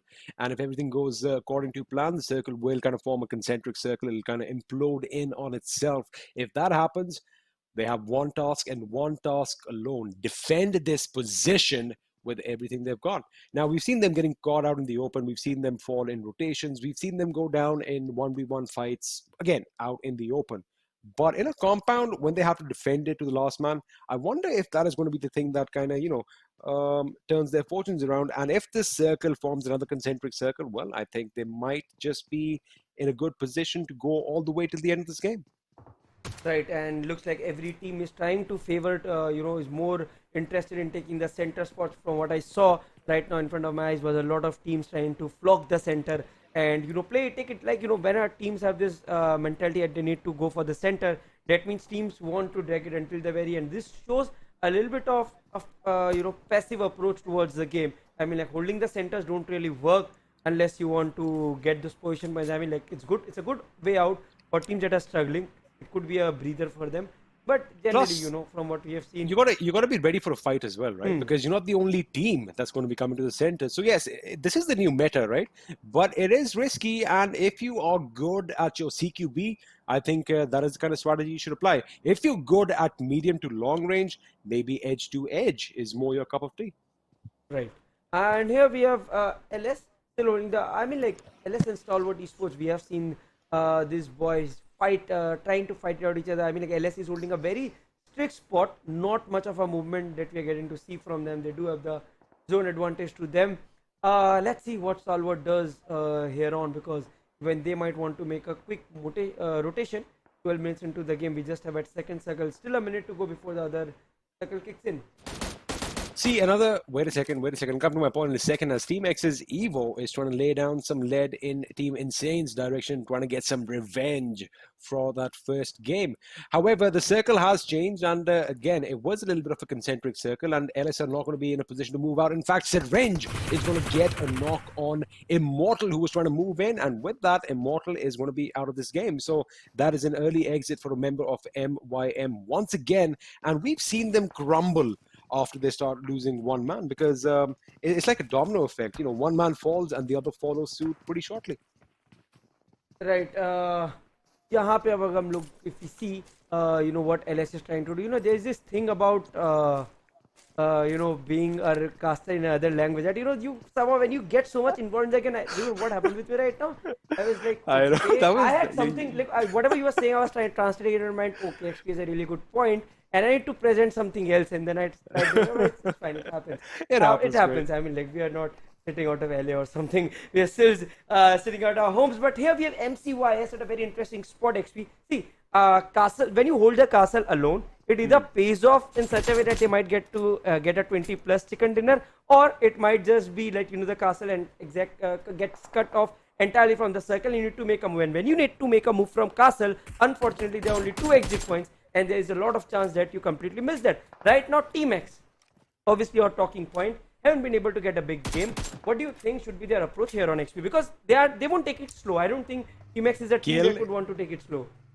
Kill, and kill some more. That is what these boys need to do, get that adrenaline pumping again. And let me just add a point to that castle point you mentioned. I think that is spot on. And it's not like they just have 2 exit and entry points. They're more like choke points, because they are on bridges, and you've got a frozen river down below. You do have some water down below, but again, swimming in Vikendi in the open is not an ideal situation. But over here, we have a knock finally coming way of Team X, and Team Insane are the ones who are under fire. IT Prince over here, he's going to be in a little bit of a tricky spot, as he has 2 scopes locked in on him. Now, Spray God and his teammates, again, not a lot to worry about, because even if they do get a few knocks, they're at such a long distance that it's going to be pretty much impossible for them to, capitalize on that. But what's going to happen is they're going to fall short of medkits, they're going to fall short of all those items, and that is what's going to be detrimental later on. But right now, having a look at this new zone, LS are still in that same position. They still don't have to budge.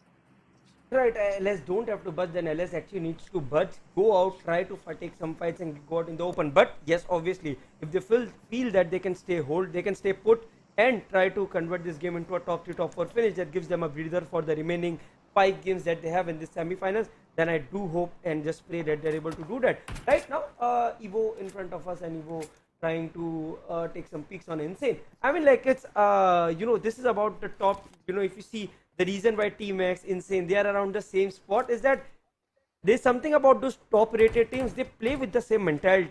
That is the reason we are getting to see Insane go against X so many times, and Evo finally got a pick off, but I don't think they would be able to push on to this one. Also, I mean, yes, the same mentality thing comes in, but also one thing I've noticed, especially in the Indian gaming scene, is, I'm not trying to I'm not trying to make any remarks, but it's like you know how sheep are, right? Like I've used this analogy once before. We're like sheep. So if one leads, the rest will follow. So the meta over the last year and a half has changed, but then again, it's not like teams are coming up with their own new different ways of playing the game. If one thing is successful and it is showcased, people try to emulate that, right?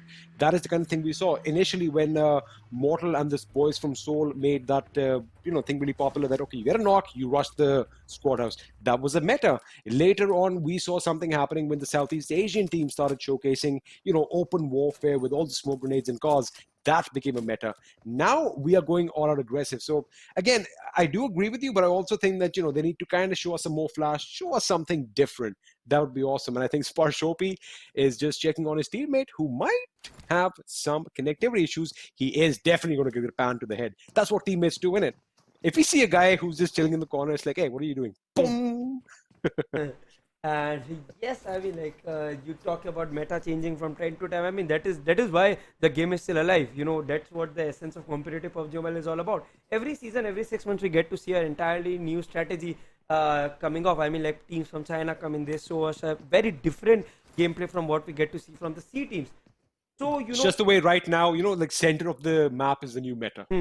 I mean, like center of the map has been a new meta, has been a meta since always, but how to hold the center, the approach towards holding the center has changed. Earlier it was just holding the compound, then it was like holding the compound and ensuring that no one closes in, so you keep extending a little bit towards all directions, trying to clean off every compound that's around you. Then it went as you don't hold the center, but you hold off center and try to ensure that no one comes to the center, and that's a sort of a bait move that you can tell where BTR would try to take kills. I mean, like not BTR. BTR won't be the right example because BTR generally tends to play towards the edges and move toward the center by cleaning their way up. But in general, I have seen teams like RRQ maybe do that, or maybe in India, like you mentioned, TSM also does that. TSM tries to hold the off center. They hold off center and they try to ensure no one thrive under pressure. Yeah, and they try to ensure that no one holds the center, and they kill every team. They push at every team who comes at the center, try somehow making the center a very good bait for every other team.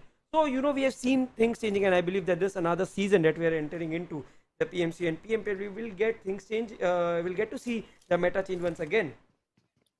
We absolutely will. And what else we're going to see changing is MCYS's position, as they were nestled in that castle. They had their fortified position all to themselves, but now the big bad zone is going to force them to move out of it. Now they have to go towards the north, and I think it's going to be tricky because, like we said, there is one choke point, and I think the ideal situation right now would be to send one man forward as a bit of a recon mission. A little bit of reconnaissance is definitely something that needs to be done because they're going to have a lot of trouble. But talking about recon, looks like Dark might have put his vehicle in a tricky position and he's stuck on those stairs. I wonder what's going to happen next, but this is what I was talking about. And it looks like Zark, in fact, has moved forward. He's going to be reconning for MCYS. Meanwhile, Nox Official are picking a fight with ESN. Now, ESN, they've lost one member. Well, one member, Wang OP, is down on his knees. He should get revived. But this is going to be exciting because Team ESN can now get caught in between Nox Official on one end and MCYS on the other. Right, and looking at the way here Nox are playing, let's see, Nox versus ESN. It's a good situation. I mean, Nox looks at a bad spot right now, given the fact that they are all clustered around the hill, but then they realize and they move back. But look at MCYS coming up with a perfect third party. I mean, like ESN have no way to go, and same for Nox. MCYS is trying to pick off players from both the teams, and this could just change the way we are approaching this fight. MCYS might end up with at least 5 kills from this entire situation, unless Nox and ESN take a go at each other. And ESN is completely obliterated. Look at the way MCYS Ignite is going ham with the G3060, but a crazy cover fire coming up from Ghastly. Whoa! Ghastly was under so much fire. Look at his HP. He spots the enemy. I thought that he would get that knock. I thought the Ignite would get him, but Ignite just missed a few shots. Ghastly goes prone, whips out his weapon, and rattles off a few bullets, getting that knock. What an amazing play. ESN, how are they still alive? They were almost just obliterated from both ends, but the fact that they are moving back now is amazing. And in fact, Nox Official have stepped aside as well. Nox Official are out of this fight, my friend. So that gives Team ESN enough position to move back in. Ooh, Ghastly again with another knock almost, but MCYS's Dark is going to be the one who is going to be the knocker. But wow, Thug, I thought MCYS, you thought MCYS would get like 5 kills. They just have 1. Right, and looking at the way MCYS is going against ESN, and look at the way I think ESN lost this because MCYS is at a really good spot. They have this very good cover, and ESN is completely exposed towards MCYS. So there is no way I see ESN making out of this, apart from the fact that Van Gopi and Zoe did a really good smoke, sacrifice Ghastly, and trying to move up. But what about the circle? They are outside the zone. They are taking in the damage. They need to make a dash towards the road. They do, and it looks like, the way ESN Ghastly is kind of moving into the zone, it's like, let them know that, hey, I'm over here. So their attention is going to go to that smoke grenade. They can actually go back, but forget that. Over here, Insane's IT Prince is going to go down to Team X Destro as their vehicles collided with, well, a very bad outing for the opponents over there. But TSM, sorry, not TSM, Team X. Where did TSM come from? Anyway, Team X is now under fire themselves as MVPs are lighting them up. And MVP, let me just tell you that, Team INGL, wow, they have really surprised me today. Right, look at what's happening over here. I mean, like, we have the three guys from Insane trying to rotate. And why they're taking such an outside Why did rotation? they go for the kill? I mean, like, they could have gone for that kill, third. Yeah, I mean, like, they could have, but I think it's just because they had a very big rotation. They from exactly from the west to the east, so maybe did not want to wait. It's like fifth circle, actually. Teams generally become a little bit afraid or scared, especially about the more experienced team. They don't want to take chances. They want to play the safest possible. Right now, we have Optimum versus HEX, a situation, but look at this area. We have 4 teams coming in, all moving into this particular compound. Now, this is going to be a hotly contested compound as Glow goes down to Slay God, and Octopus is going to make sure he finishes the job. Again, MYM at the receiving end of things. I do believe they have lost 2 members already, or is it 1? I think it is 2. Only Sensei and Manav are the ones who are alive and kicking. Manav, in fact, is going to be on his knees. A beautiful grenade by Sensei knocks out King, Ankit, and Daxus. And Slay God is on fire, and the fire is going to be put out just in the nick of time. Otherwise, well, you know what it is? You drop and you roll. This is the snow. It's going to help you out a lot. But ESN is coming in as well. King Ankit goes out courtesy of his Uzi. Meanwhile, Nox Octopus is going to make sure he finishes off ESN. XSpark, on the other hand, are going to be the first team to be eliminated yet again, Thug. Right, and looking at the way we have Fallen and Nox going against each other, let's wait, watch and see how will this players fare, because right now it's in a tight situation. MYM is completely trapped with the 2 sides, and we have Stalwart and LS in another situation. LS held on to their particular position, and if they get wiped out from this spot, it would be an LS. I think they wiped out. XP, they held on to this spot for 23 minutes, and eventually they could not win the only single fight that they had to take. I mean, like, well, that is going to be disappointing. We'll talk about that in a second as Nox official are going to be following suit in 11th position. Fallen Carito's grenade doing devastating damage as he knocks out and wipes out the last 2 remaining members from Nox. Now, it's FALLENangelz up against the 2-man team Mayhem. Can Mayhem live up to the name? Can they actually just show us some chaotic gameplay over there and just completely dominate their enemies? It kind of looks slim because FALLENangelz are playing good. They have all 4 members alive, 3 kills, which means well, the confidence is definitely going to be high, but Bloodfire, he has an exact location on the enemy. The question is he risking a bit too much as the blue zone is going to be moving in about 30 seconds? But let's have a wait and watch and see what's happening. I think Sensei might be lobbing a grenade, or that might be smoke cover, and through the smoke, they might emerge as 2 warriors heading for survival. Well, they're fighting for the survival right now. Yes, let's see if the boys from MYM take it up, or Fallen might be. I mean, like, if Fallen Vishu can make a huge impact. I mean, like, they are 4 men, it's a 4v2 situation, so definitely don't need to fear. But here we have Sensei and Mana trying to cross in, they're trying to push in, they're trusting their instincts, but no, they're paying the price. Bloodfire coming up with the first knock. It all comes down to a 4v1 situation, and we'll have Sensei go down as well. MYM gets eliminated at the 9th spot, down to the top 8 teams, 31 players. We have Insane picking off Blitzkrieg, and Blitzkrieg is in a lot of trouble. Yes, PreyGod picks off a couple of them, and Stalwart Starring is on a domination.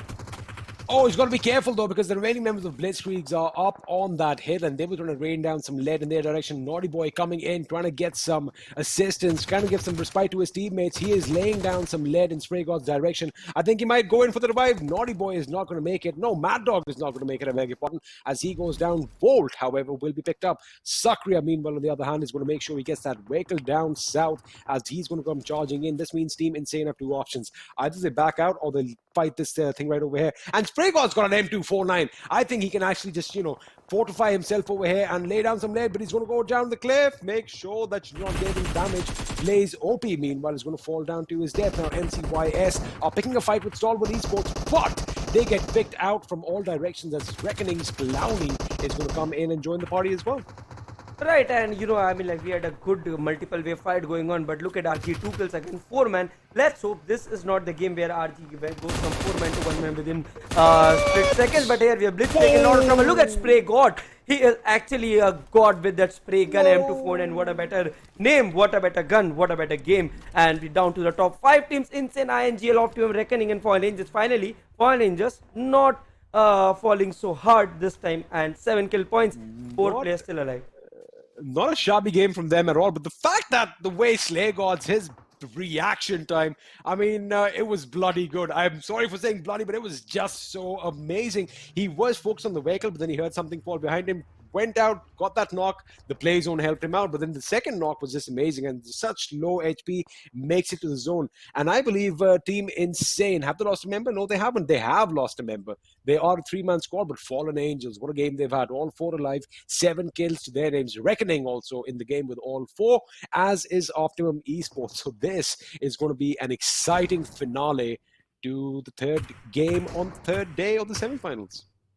Right, I mean, like, the PMCO, where when we have started the semi-finals, right from day 1 we have seen a very interesting game, and a shift in the way teams approach the games. Right now RG Exotic picking Clutcher off and finally confirming him. RG FALLENangelz go down to 3 man. Optimum Esports look very strong with that 4-man roster still kicking in, and looking at the way RG has been playing, picking off MVP Tango and kicking INGL off from the map, but instead still a very good game for MVP. I mean, like, they had a second finish, a chicken dinner, and now they are getting into the top 5 XP. Yes, sir. And just had a look at the map over there. We have Optimum, who are in a good position now. FALLENangelz, they are survived by 3 members, if I'm not wrong. They are going to be in a comfortable spot right now, but Optimum Esports, now they have the compound, the only compound in the new circle, mind you. So they do have a little bit of an advantage. RG, Reckoning, are going to have a wonderful time. Well, not a wonderful time. They're going to have a devastating, terrible time trying to get their way in. But they did deploy some wonderful smokes. However, they're going to get taken out by Bloodfire, who has a different angle. And Vito, in fact, is going to make sure he knocks out Shockwave, as Spraygod is going to slip and fall to his knock. Right, and we're down to the last 3 teams. Reckoning does have a good chance, but they're somehow caught off guard, and I think it's all on Optimum right now. The boys 4-man squad only had 2 kills, but the last 5 kills definitely are going into their hands. And yes, it's a I guess 3v1 situation, but definitely looking at the way the circle has become. But FALLENangelz somehow managed to sneak into the circle. If the circle takes a drastic shift, and we might, if Optimum are forced to come out of the circle of their compound, and yes, the circle has shifted in favor of FALLENangelz, I suppose. 10 first aids on Clowny. He is going to be content sitting behind the stream, hoping against all odds that the remaining 2 teams clash with one another, and he might just come up with those position points. It could be 14. He's got a guaranteed 10. It could be 14. Could be 20. You never know. I wonder if those first aids are going to run out first, or whether the blue zone is going to kill him. But now Optimum are making the move. Razor taking some damage from the blue zone as he's trying to go back a bit and get a different angle. However, he's like, you know what? That plan did not work out, and he's back in the zone. So that is going to be a blow for them, as now he has to spend some time, wasting some time, patching himself up with Clowny. He is now down to 5 first aids. Half of them have been done, and it doesn't seem like Optimum is going to pick a fight with Fallen anytime soon. Yeah, I mean, like, Optimum Fallen, they don't really have a reason to fight. I think both of our teams are waiting for the other one to come out in the open, where they can take in some shots and might try risking, the fight and the movement into the circle at the same time. FALLENangelz do look at a good spot, and even a better spot where they pick up Razor. 9 kills already to their name. Bloodfire carry to leading from the front. Let's see if these boys are able to pick up Optimum or not. But right now, let's see. Okay, Clowny takes a move, and he comes in as a third party. An unexpected one, picks up Bloodfire, changes the game entirely. I mean, like, Clowny must be getting cursed really bad right now. But that is brilliant the way, even though he said, you know what, my game's done for, he took out a member of FALLENangelz, and over here, Fallen is going to go in. It's Kirito up against the world right now. Optimum Movies is going to make sure that he gets that flank, and with that, Optimum Esports are going to be winning their first chicken dinner of the day. And what a show we've had. An amazing performance and that little sneaky attack at the end. 10 first aid kits on Clowny from Reckoning, getting his team to that third position and securing that one extra kill point. Kudos. That was brilliant. That was a good end. That was a good end. I mean, like, he was lucky enough as well that he found Bloodfire prone right in front of his eyes. Or generally, you know, from such a big distance, you don't get to spot those players because you're already trying to make a dash towards the circle, which becomes a most important priority. And Bash coming up with those 5 kills, bashing the opponents out with the 675 damage. A decent distance covered and a good survival time as well. Obviously, they made it to the chicken dinner, so they have the highest survival time on clock as well.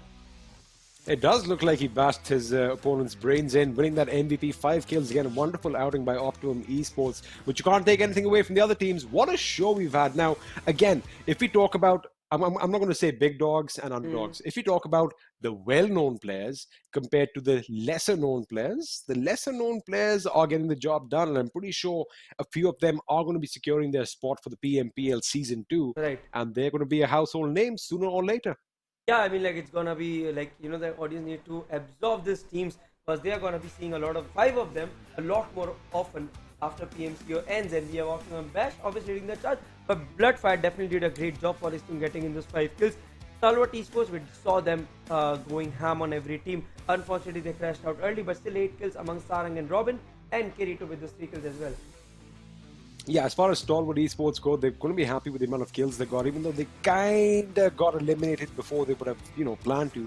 Again, all that chaos coming in because, you know, once you start picking a fight, you alert everyone else about your position, and it's an opportunistic game, right? Because yes, skills matter, everything matters, but if I see a fight taking place in that direction and they have no idea that I'm here, all I have to do is just aim my gun, steal a couple of kills. Why not?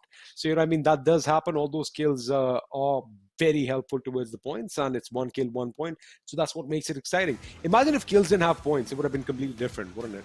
Yeah, I mean, like, obviously, if kills would not have had points, just, I mean, like, the game would have changed entirely.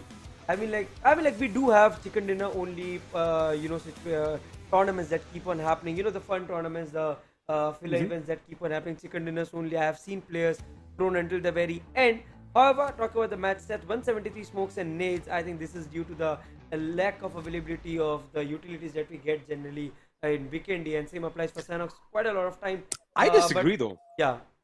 Okay. Oh no, that's all right. Never mind. I agree.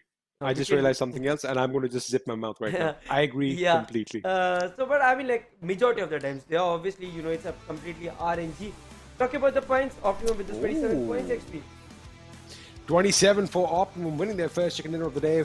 And have a look at number 3, STALWART Esports, climbing up so many spots to finish in the 3rd position. Thanks entirely to that massive 11 kills. So like I said, they did get knocked out way too early than, you know, expected, but I think they're going to be definitely happy with this game.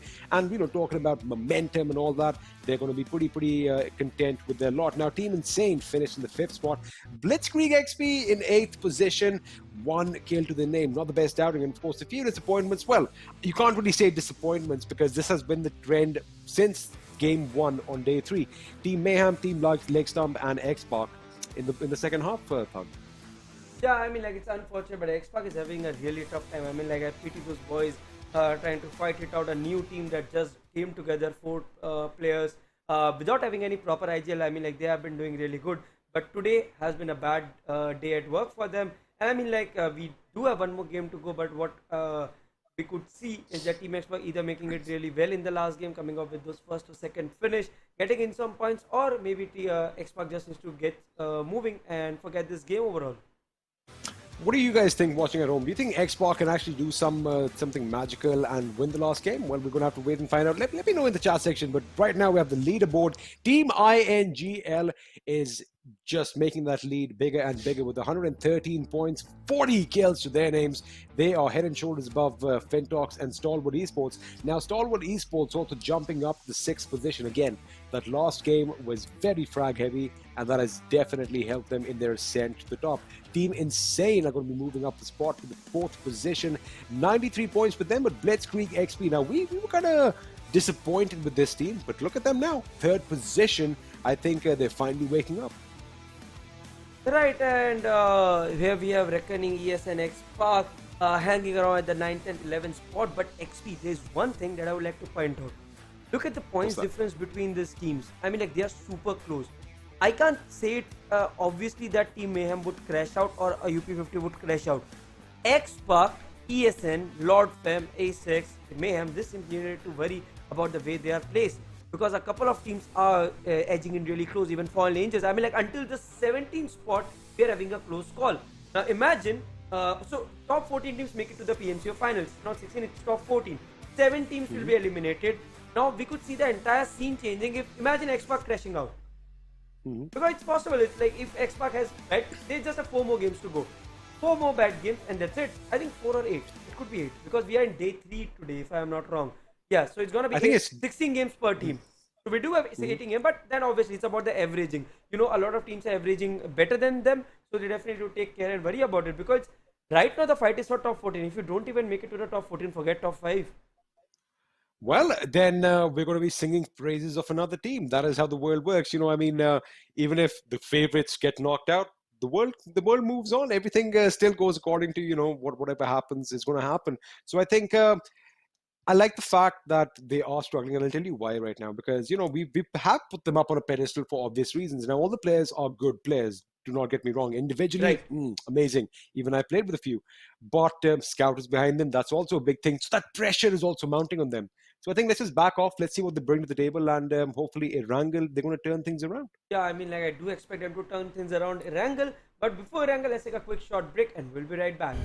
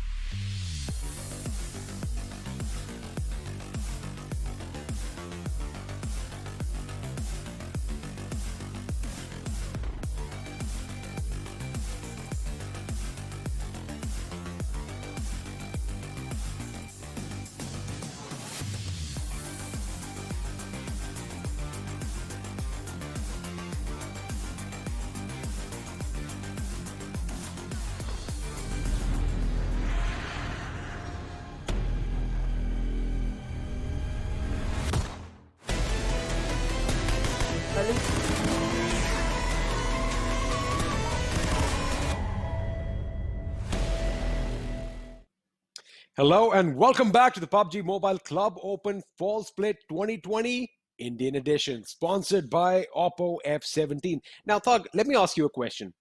If you didn't have enough battery on your phone and you can only charge your phone for like 5 minutes, but you still wanted to play a PUBG Mobile game, what would you do? Mm, I mean, like I'll go for a better option. That could be the, like you mentioned in the previous three segments, we have the F17, which gives you 35 minutes of gameplay for 5 minutes of charging. I know that XP, I know that. I mean, like you want to play around with birds, but then we are back. I mean, like I know that I have been through this, but then on with the last game, XP, Erangel, and what do you have to say about this flight path? Well, it's pretty similar to what we saw earlier. A little shift towards the left. It's the same thing. We're going from Novo Rapnoi all the way to the shooting range. Last time we went from Novo to Georgopol. So pretty much the same plane path. We're going to see the teams drop off in their similar locations. Team X is going to be heading down south to Sosnovka military base yet again, with Evo dropping separately. Of course, he wants to get that vehicle and make sure that nobody kind of capitalizes on that bridge situation. So that makes sense. Team MYM seems like they are heading for Primorsk yet again as well. So pretty much the same setting as we saw in the first game. But the question is, where is the zone going to be? Is it going to be a central on the main island again, or are we going to have something in the military base? I think that is what is going to decide what we see in this game. Right, and looking at the way the flight path was, I mean, like a couple of teams going towards the hospital, Primos might be in a bit of trouble. I mean, like MYM, they need to go for a bigger rotation. And this is a kind of very similar circle that we got to see in game one. I mean, like it's almost same, and it might just shift towards, Milta. I mean, like it's a little bit towards the southern part, but apart from that, it's very much towards the eastern side. And Insane and MYM once again way against each other, but I think MYM would just make their way out unless Spray God connects a lucky shot. Well, he did connect a few shots, but the last one is not going to come through. So Spray God is going to be a little disappointed with that. But it's all right. It's just the beginning of the game. They're going to have plenty of chances in future. Now, MYM, again, risky maneuver by them. And, just in case they didn't have any vehicles or Insane kind of contested them with more manpower, it could have been a pretty bad day out for them. But they have made it through. And it looks like they are going to get to their position in Primorsk. Again, like you said, about the rotations. Yes, it is a longer rotation, but they're going to do something snazzy. I'm pretty sure they're not going to come straight in. They haven't really come straight in any games so far. They like going north and then south. So, they're going to do something different. But Immortal over here trying to make sure he makes his way to his teammates, losing a lot of blood earlier. But again, they're going to live to fight another day. Meanwhile, if we talk about the zone, it is shifted. It is, centered around Milta, which is going to be exciting because it was pretty much the same spot in the last game. We saw the final circles end in that particular area. Right. So it depends, I mean, like we already saw that teams do a similar kind of a job in the last game. So I don't think it's gonna be any different in this one. But apart from the fact that teams who weren't able to get good amount of kills or had a good position in the last three games might try hard in this one. Oh, okay. For a second, I thought this was an MYM guy. The screen switched so smoothly that I completely missed the transition. I was like, okay, MYM is charging towards Nox, and then I was like, okay, no, it's just the Nox guy. Cut it. And then, I was like, when you said, oh, I'm like, wait a second, what did I miss? What did I miss? And I was like, why? How did I miss? I've been looking at the skin, I missed the transition completely. Nevertheless, we do have like 5 to 16 outside the circle, and STALWART do have a good chance at this game. I mean, like they have the best spot right now to loot past and then take a good, nice place between Milta and Shelter, which I could think eventually be the hotspot for this game. Also, they could go for that area which is split by the road around just below towards the southwestern part of Shelter. I mean, that is all possible. You know what? I don't want to see a zone form around the Shelter again. I want to see it go down to Novo Rapnoi. I want to see some bridge action. I've been asking for bridge action from day one. And you know what? I think I need to pray a little harder because the PUBG gods really aren't listening to me. But I like the fact that MYM have kind of split up this time. They haven't sent all their men forward to Primorsk. We've got a couple who are going to be looting up Ferry Pair, so that's going to give them, plenty of loot options. They should be well kitted out once they make their way into the final circle. But up towards the north, we have a similar situation as we saw unfold in game one, as HEX ReaperX are going to be in their comfortable position in Zarki yet again. FALLENangelz are going to be split up between the shooting range and Severny, with MVP in North Georgopol and Optimum Esports towards the south part of Georgopol and the container. So we did kind of speculate that we're going to see some action over here, but sadly we didn't. And I think it might be the same thing in this game as well. They might just rotate the zones and fight later on. Right, and let's wait, watch, and see how this teams fare. I mean, like you give a very fair understanding of what their approach should be towards the game, but then definitely they don't have earphones into their ears, listening to what Experiment and Thug have to say. Well, but we have the curse working for us. yeah, right? yeah. We'll take a few names. Yeah. Let's take a few. I mean, like, let's try this. Let's make this fun. And whenever you have Joker fight, we'll give a call. WSS. We'll give a call. Like whenever there's a 4v, let's say, okay, this team is gonna win it, and let's enjoy seeing that team lose it. I mean, like, it's gonna be crazy fun. And when they go back and see us cast and see us curse them so bad, and I mean, like, we're gonna have a real bad, might have a real bad community, but then who cares? Absolutely You're a dangerous man to work with. I just realized that right now. You are a dangerous man to work with. I mean, like, I love playing with, kya kehte hain na? Forget it.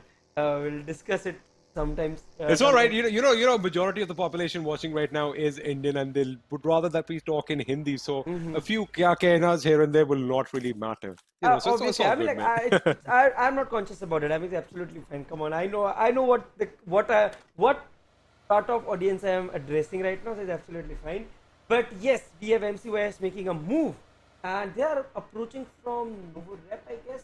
Yes, they are approaching from the Novorep bridge, trying to move inside the circle. But nice to see Blitzkrieg do a very quick rotation and take a spot in Milta, because I did not see Blitzkrieg anywhere around, but they are the first ones to rush in, because they must have realized that even if we take one half of Milta and do some loot from our drop spot, we can go to Milta and take the remaining loot. True that, and BXP also is very comfortable with the kya kehte see, when I said that right now, kya kehte thing. They're very comfortable with Milta, because I've seen this time in and time out. They've actually gone down to this position. They were there in the last game. They were there on day 2 as well, and they did very well. In fact, I think they did get a chicken dinner in that particular game. So they're going to be very comfortable with that position. But they've got to be careful, because STALWART Esports are going to be moving in, and I wonder if they're going to play a passive game or whether they're going to go all out aggressive. Anyway, I think we're just going to have Thug back in a minute or two. Meanwhile, BXP, they're playing bumper cars in their house. I mean, I love the fact that they have 4 vehicles. But guys, maybe you want to park those vehicles in a garage. I think it's not really safe, especially if they get pushed in and, they lose all the vehicles. But I think they're going to be comfortable with their position. If you think about it, it's not a bad spot. And the loot is also adequate. Although I did see a level 1 helmet over here and a level 1 vest on the other player, even though he had a level 3 helmet. So, again, whether that's going to come and bite them in the back later on, we're going to have to wait and find out. Meanwhile, the zone is going to be shifting either side sooner than later. I hope it's a haphazard shift. I wonder what it's going to do. But anyway, let's just have a look and see where the action is going to break out. But it looks like, it's pretty... Everyone, again, nobody's going to move in. There we have the map opening up. Nobody's fighting. Nobody's engaging early on, right? They all want to rotate to the circle, and then they pick a fight only when they have to. That is something I want to change. I want somebody to go in for the kills. Right, I mean, like, looking at the way these boys are trying to move in, I mean, like, there's no fight right now, because the teams are too split to actually connect or get into close proximity of each other to engage in a fight. I mean, like, look at MYM, look at Optimum, look at HEX. They are still outside the circle. And apart from that, apart from a couple or 2-3 teams around Milta, I don't see anyone else. I mean, you don't see anyone else, but in a blink of an eye, that can all change, because have a look at the horde of enemies that are migrating in from the western edge. In fact, FALLENangelz are going to be in hot pursuit of Reckoning, who are heading in LegStump's direction by the look of it. Of course, in this circle, the prison, mountain around it, the Lion King Rock, as I like calling it, the hotly contested property, as you can have a lot of advantages, holding down those positions. You have a good lay of the land. You can engage with teams at long range. That is, of course, something... if you're good at your DMRs and snipers, that's something that you want to take advantage of. Meanwhile, MCYS thought they'd pick a little fight with STALWART Esports, but they've got knocked out. Right, and I mean, like, one player off, we still have 55 players, 14 teams going on, and yes, Milta is definitely the hotspot that every team wants to take. But right now, Blaze OP trying to damage the vehicle, the Dust at the MCYS. I mean, like, the vehicle is actually quite out in the open. They should, yes, they have smoked it up, and now they would want to, okay, the vehicle is done. I mean, like, Blaze OP did a good job trying to pick that vehicle off. Well, Blaze OP making sure that he, Blaze that vehicle up. That's what he's doing. I think I like the fact that everyone is living up to their names. Blaze OP is the guy in charge of destroying vehicles. I like that. Meanwhile, Ignite, who's going to be in charge of igniting the opposition and, getting that first knock, he's trying to get an angle on BXP. But I think he should realize that he's getting shot at from elsewhere. Now, whoever is doing the shooting isn't very accurate, but again, it is putting the pressure on. It's making sure that they don't make any silly moves. And, talking about their opponents, BXP, do you know that they have 4 cars in that house right now? Yeah, I mean, like, BXP has 4 cars in their house, but then look You're at going to see it right now. yeah, I mean, like, look at the compound they are in right now, because the fact that if they try to skip this compound towards the later on of the game, they might face a lot of fire coming from all around. So it's good that they have those 4 vehicles, but they need to use them very cautiously. Interesting to see that we have a very different kind of a game approach coming in from all the teams right now. No one's fighting. Yeah, no one is fighting, and all the teams are chasing the center. Like, generally what we got to see is like, okay, 3 teams, 4 teams around the center, but then teams generally spread out. Right now, I see even teams that were outside the circle trying to move in. Well, I guess in about a few minutes, maybe in the next circle, maybe in the circle after that, it is going to be like an auction, and we're just going to be running our mouths without really knowing what's happening, because I think everyone is going to be falling one after the other. That's what it seems like. Again, it's going to be exciting, but if we do miss something out, please do not be mean in the DMs. Thank you. But anyway, that's just a joke. You can do whatever you want. I'm a big boy. I have thick skin. I can take it. But anyway, on our screens right now, Blaze OP, he did light that car up on fire earlier on, but it would seem like the opposition are still holding their position. MCYS have those little houses in lockdown. However, they've got to be careful, because at one end, they have BXPR. We have a better idea right now. And Team ESN is moving in, as is Team Insane. Now, this is a party where not a lot of people were invited, but they showed up anyway. And it's going to be chaotic. It's going to be chaotic once, it's going to be like a chain reaction, Thug. Once somebody starts shooting and alerts everyone, it's just going to be chaos and pandemonium after that. And imagine the circle shifting somewhere towards prison. I mean, like, if the circle shifts towards prison, shelter, and mansion, I mean, like a northeastern shift, that's when things would change drastically. But we'll have to wait, watch, and see how things change. I think it's going to go south. Yeah, looks like. I mean, like, but my thing is, like, if it goes south, then it's just a casual thing. But then if it goes towards north, that's where the game would shift. And this is a very lovely shift. Very lovely shift. I mean, like, 50% of the part of the circle is in land, and we're gonna see some real bullets fighting on. And have a look at how Team X, they are moving right now. They want to capitalize on that compound with that triple-storied blue house. I think they're going to go directly for that and make sure they hold that down. Meanwhile, MYM are going to be heading down to those dual barn house compound right at the edge of the beach. That is a good option from them. Bash, meanwhile, is going to knock out Slaygod with that M4. Gets one down. Can he get a couple of more knocks and knock official? No, he cannot, as King Ankit and his teammate are going to make with their escape. But now, things are going to get exciting. So all you action fans who've been asking for where is the fighting, you better be glued onto your screens right now, because it's going to be absolutely chaotic in just a few moments. Yeah, I mean, like, it's already chaotic. Look at Team X Destro picking off ST's Stone A, and we have Nox. Nox took out, like, came in hot. They were under heavy fire, but they somehow managed to take the best compound by the looks of it. Team X 420 we're picking up Blaze 40, and we have some tough situations in here. Let's see 420 OP trying to pick players off. Robin and Sarang, a couple of other guys as well, might just want to. I think they should heal up their player, because 420 Team X would be coming in hot guns. They are, but Sarang gets taken out by 420 OP on the first floor. That means Robin has his work cut out for them, as the enemies, as like a pack of wolves, Team X is going to be closing in on. I have an idea where he is. He is kind of shrouded by smoke right now, but that's it. That is the end of his stand, and STALWART Esports are going to be the first team to be eliminated this game. Not Team X, as a lot of people would have been speculating. Team X, in fact, have 4 kills to their names. So I think they are onto the good start that everyone expects from them, and this might just be the game that Team X walks away with that chicken dinner. Right, and looking at the way Clutcher, Bloodfire, Kerito, Vishu, 4 players trying to move and enter the circle, and let's see how they end up in the game. But right now, Optimum trying to pick up a couple of for the players from Fallen. They always do such a late rotation, but they somehow manage to play those hide and seek games and make it until the very end. They're doing it for one more time. I mean, I look at the way they are rotating, the approach that they made. No one was there to gatekeep for them. I mean, like, this is a very good IGLing from their team leader. I mean, like, the way he made this team rotate, he ensured that I mean, like, it could be a good map study or a reading of the opponents. He ensured no one takes them in. And interesting situation between ES and Hex. I think Kirito is down.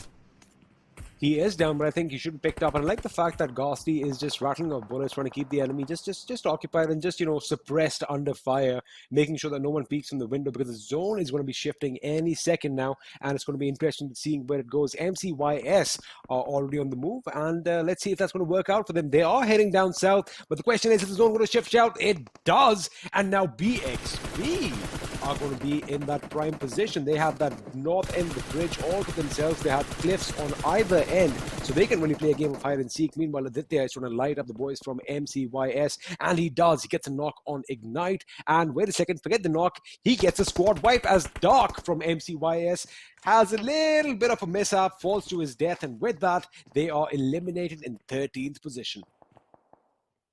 Yeah, I mean, like, and looking at the way Team X, Aditya, 420 OP, Evo, Destro, the way they have played, I mean, like, they need, this game has been a good one for them. They just need to ensure they convert it into a 15-16 chicken dinner. Right now, they are, I guess, 30% inside this circle, and being that deep into the fourth circle definitely gives you a lot of advantage. They have a huge compound to themselves, split up, trying to collect all the loot. I mean, like, this game, they have a very different approach, and they look on a good path right now. See, like I said earlier, Thug, that, I mean, again, I think it was just a case of maybe they weren't warmed up or something, because teams like this who have a lot of experience, they need to go out aggressive, because every other team in the tournament is going to be doing what they've done. Welcome to that in a second, as Walt over here gets a knock on Cloak at range, and MYM find themselves in trouble once again. Meanwhile, Zern from Hex is going to get a knock on Team ESN, Bang OP, while Mad Dog is going to make sure he gets a knock on Immortal. So now we have a two-way fight going on, MVP versus Hex, and I do believe MYM are taking on BlitzkriegXP.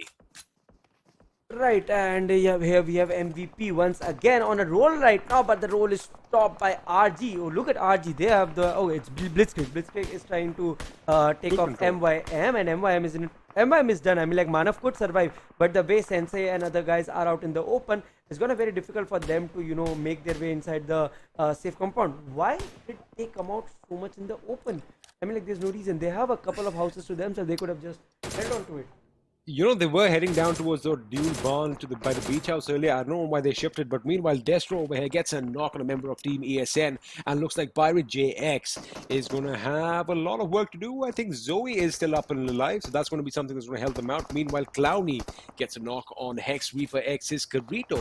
Now, ESN Pirate, we've talked about him earlier. He's been instrumental in his team's success, but right now he's going up against a four-man, or is it a three-man? It's a three-man MVP, with Mayur coming on the left flank, Prashant and Tango on the right, and grenades are going to be blowing off everywhere. I think his feet might just be spotted. He might just be in a position to get knocked out. He gets up, spots out Prashant, gets a knock on him, however, gets a knock on Tango as well. That is just brilliant. MVP are down to the last man, Mayur. He's on very low HP. Can he get the job done?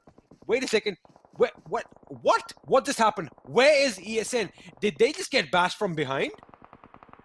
I mean, like, I think they just came in from behind.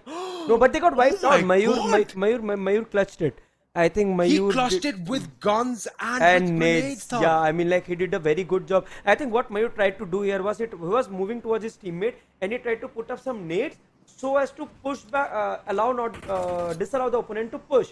And the opponent just walked into the trap that is set, and they paid the price for it. But right now, the circle might go towards water. Yes, it might, but look at the way Blitzkrieg are spread out.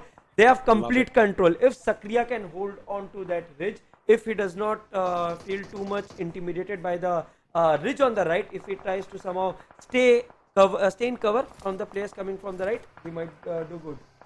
Now, I think they might have vehicles just for that reason, because the left area right now is completely secured thanks to that ridge. Now, the right may be blocked off, the beat side will be blocked off because we're going to have Reckoning and LegStump coming in shortly. Naughty Boy has to make sure that he covers the left flank completely because his attention is going to be all the way on Nox Official. Volt and Mad Dog are in a good position as well because they do have options to fall back if need be.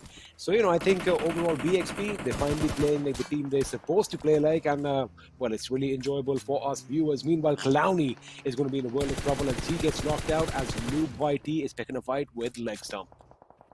Right, and looking at the way RG is going against LS, I think LS is also in like another game for LS where they look like in a lot of trouble. It's going to be very difficult for them to come up from this, but RG also looks like in a bit of trouble with them getting sandwiched. LS might just want to take advantage of the situation and push in. They do. Look at this good play by Zero over here, making sure he clouds his vehicle in smoke, but it's not going to be enough. Team Insane are going to get knocked out in the 11th position. Optimum Bash gets knocked out and wiped out in the matter of seconds. RG is moving in. That explosive vehicle could have been devastating for the opponents over there, but Reckoning are going to be bowing out in the 10th position. So now, this is what we were talking about. Everyone is going to topple over like dominoes while LS, against all odds, are actually picking a fight and winning the fight. I thought they were done for. You thought they were done for. But now they are picking fights on two fronts. In fact, they help eliminate Team INGL, who got in the 9th position with 5 kills. Oh, this is going to be exciting. Team X are now going to be directly competing with BXP for this compound. Right, and यहाँ पे if you see we have Team XSpark holding the good spot. I mean, like they can create a lot of Blitzkrieg, and if Team XSpark is able to penetrate Blitzkrieg, which is gonna be difficult, I'll give you a reason why. Mad Dog is holding the house, which to be honest, you can even a one good assaulter can hold that house because pushing into that house is very difficult. There are many good places where the nades don't reach, and you can somewhat stay put and stay in cover. Sakriya on the other hand, if you see him from the left, he can give a very good cover to Mad Dog and disallow any of the Team X players to move in. Also, obviously, there is threat on the right, which is in the form of team number 9, and if I'm not wrong, they are the boys from Optimum. So, Team XSpark, seemingly inside the circle, they're in a real bad spot. They have 9 kill points, and they need to convert this into a chicken dinner. Well, they are going all out 100%. They are not going to be backing up from fights. And I do believe Team 9 right next to them is MYM, who again, against all odds, my dear friend, they managed to survive. And I do believe they have all 4 members intact. So that could be instrumental in their success later on. But it looks like everything is going on for Team X right now, who are getting ready to go in for the kill. Smokes are being deployed on the road, and 420 OP is going to be the first man to charge through. Mad Dog has his work cut out for them as the enemy is now moving in. But he's moved down to the first floor as well. That's a good plan by him. He wants to take the action right over here. Oh, he goes back up after he takes down a few shots. Now, BXP, they had a 2-man split over here, but I think Mad Dog being left alone might just be a wrong choice because Naughty Boy is picking a fight with LS on the other flank, and it looks like LegStump are coming under heavy fire. Naughty Boy gets another knock. Dungy, OP, and Sid Range are going to go down. I think it's going to go in. Sakriya and Naughty Boy can be in a position to wipe out Team LegStump as they have just one member. Well, they are just going crazy with the grenades. Mad Dog with grenades. Did he just wipe out Team X? He just wiped out 3 members. He is going to go up against Aditya. It's going to be a one-on-one situation on both fronts, and I do believe Sakriya comes out on top as far as LegStump is concerned. Is Mad Dog going to be coming out on top as far as Team X is concerned?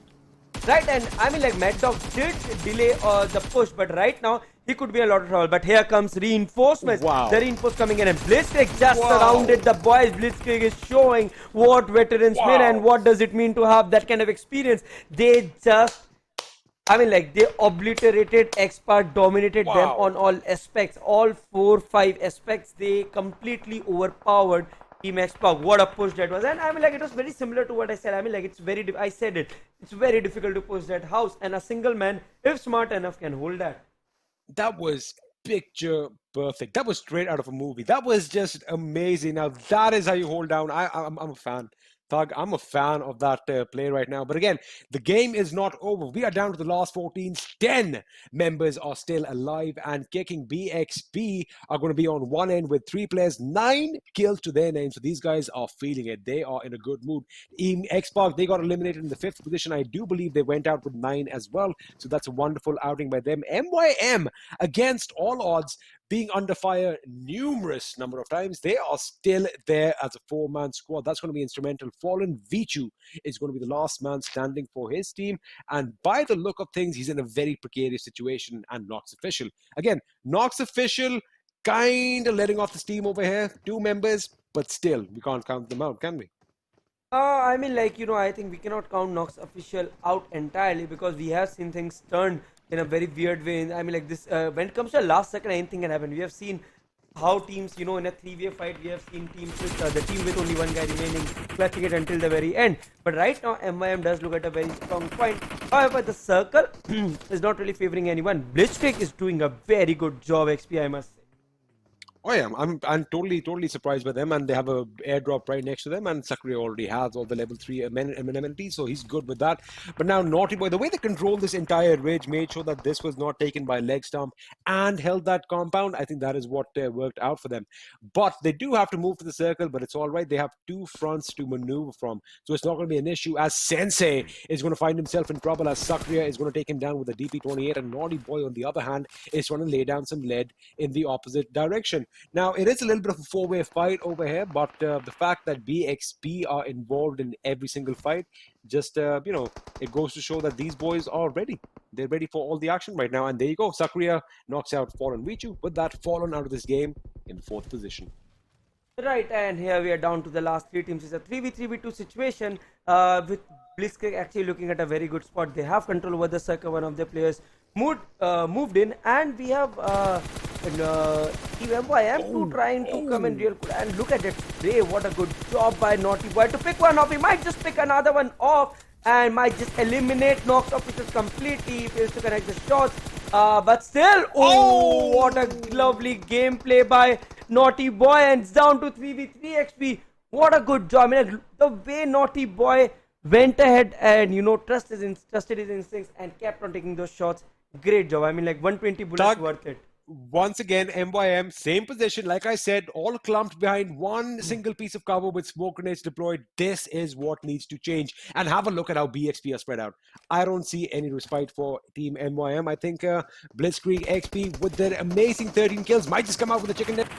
Naughty Boy gets a knock on Cloak. Monov gets taken down by Mad Dog. That means the 1v3 situation immortal. He is going to be tested. His name is going to be put to the test, but unfortunately turns out he is a mere mortal like us all. And with that, BXP are going to walk away with the chicken dinner on the last game of Erangel. What a showdown. Yeah, I mean, like, wow. What a game. What a game. And Blitzkrieg had this game from, I mean, like, the very first minute. They had complete control. I mean, like, we discussed how they rotated quick into Milta. They knew how to approach this game. And they had complete control of everyone. They outnumbered, overpowered, got better off everything. I mean, like, put every out and every adjective that we get, and they did a great job.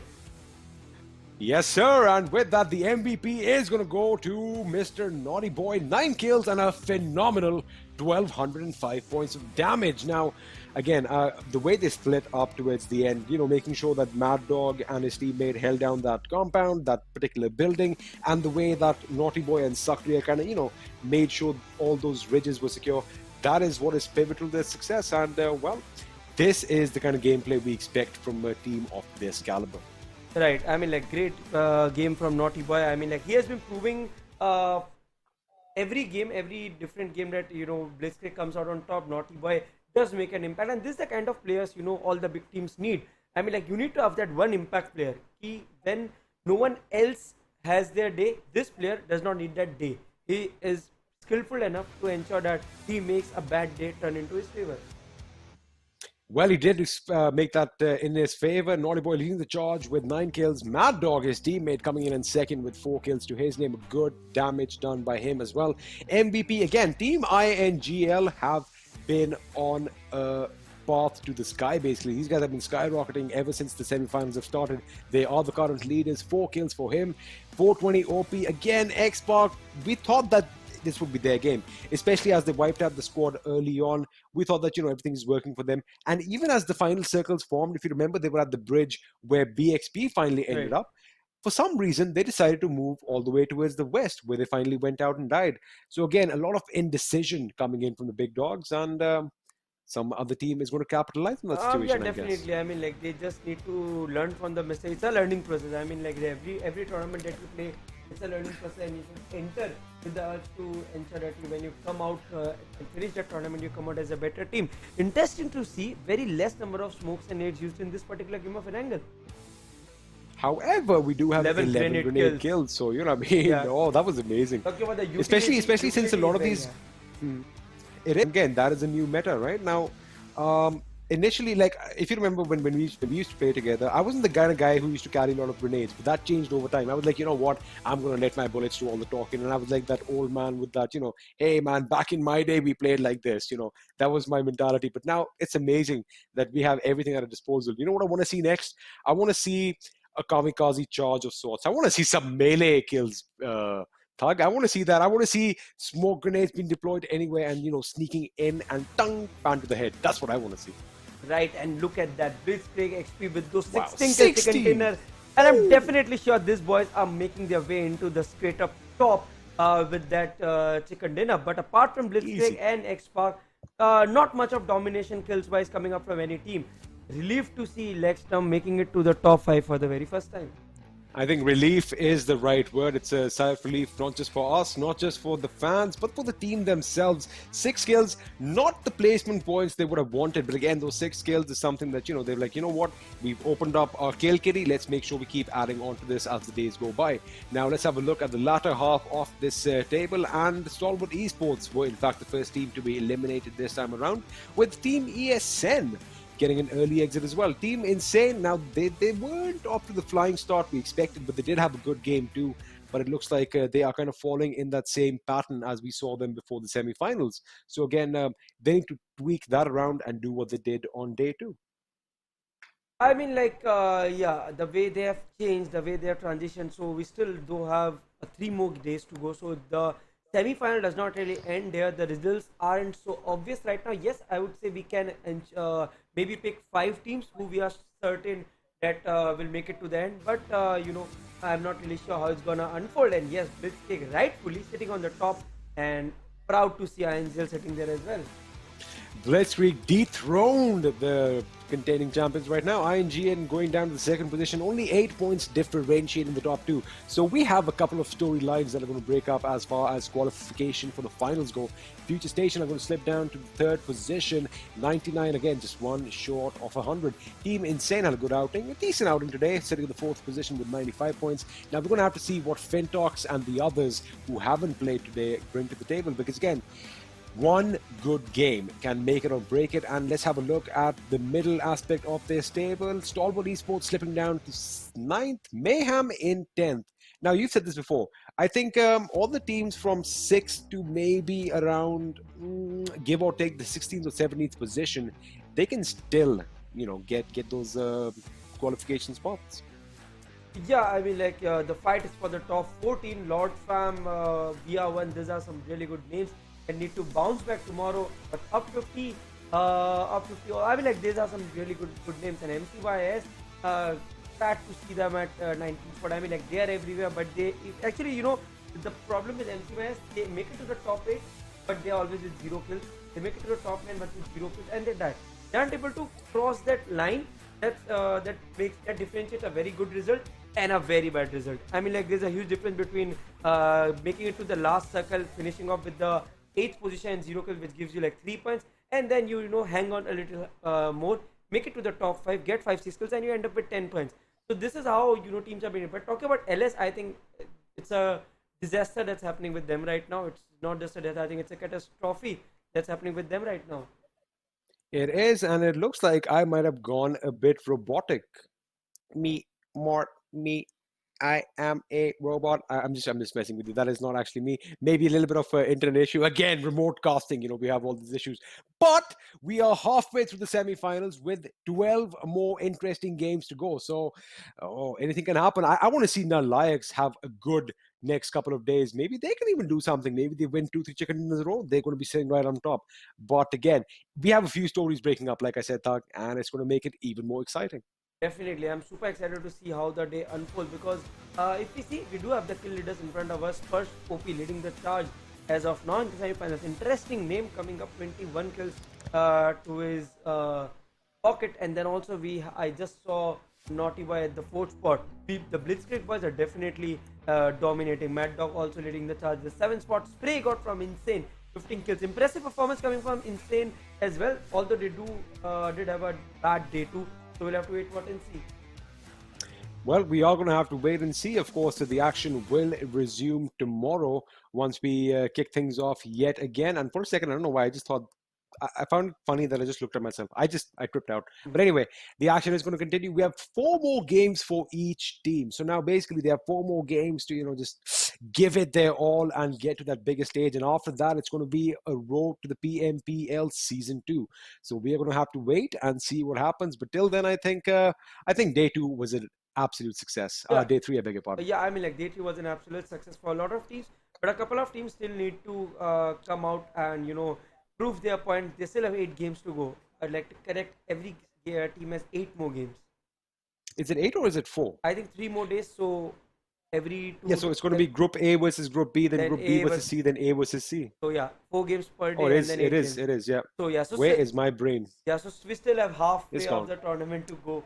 So I believe that teams do have a chance. I'm not saying I'm completely ridiculing LS that they might not make it to a top 14. The position that they need to achieve. Question before we go for this day. So what do they need to do right now? How do they turn it around? Because halfway through, how do they make that happen for them? Get 4 assaulters, bench the IGL, because if the IGL is not able to do the job, bench him, try something new. Go on a rampage. Go on a rampage mode. Just take drop to kill. Try that for a couple of games. See if that works. XSpark is doing so well with an IGL. Without an IGL? Why won't LS be able to do it? They have some good names. They have Dungi, they have Syringe, who are some really good players. Let's see how it all comes up. But I think that's it for today, guys. We're gonna sign off. 8-Bit Thug, myself, and I have XP with me. See you guys. Take care. Stay safe. Stay home. And we're gonna see you guys tomorrow. Same place, same time.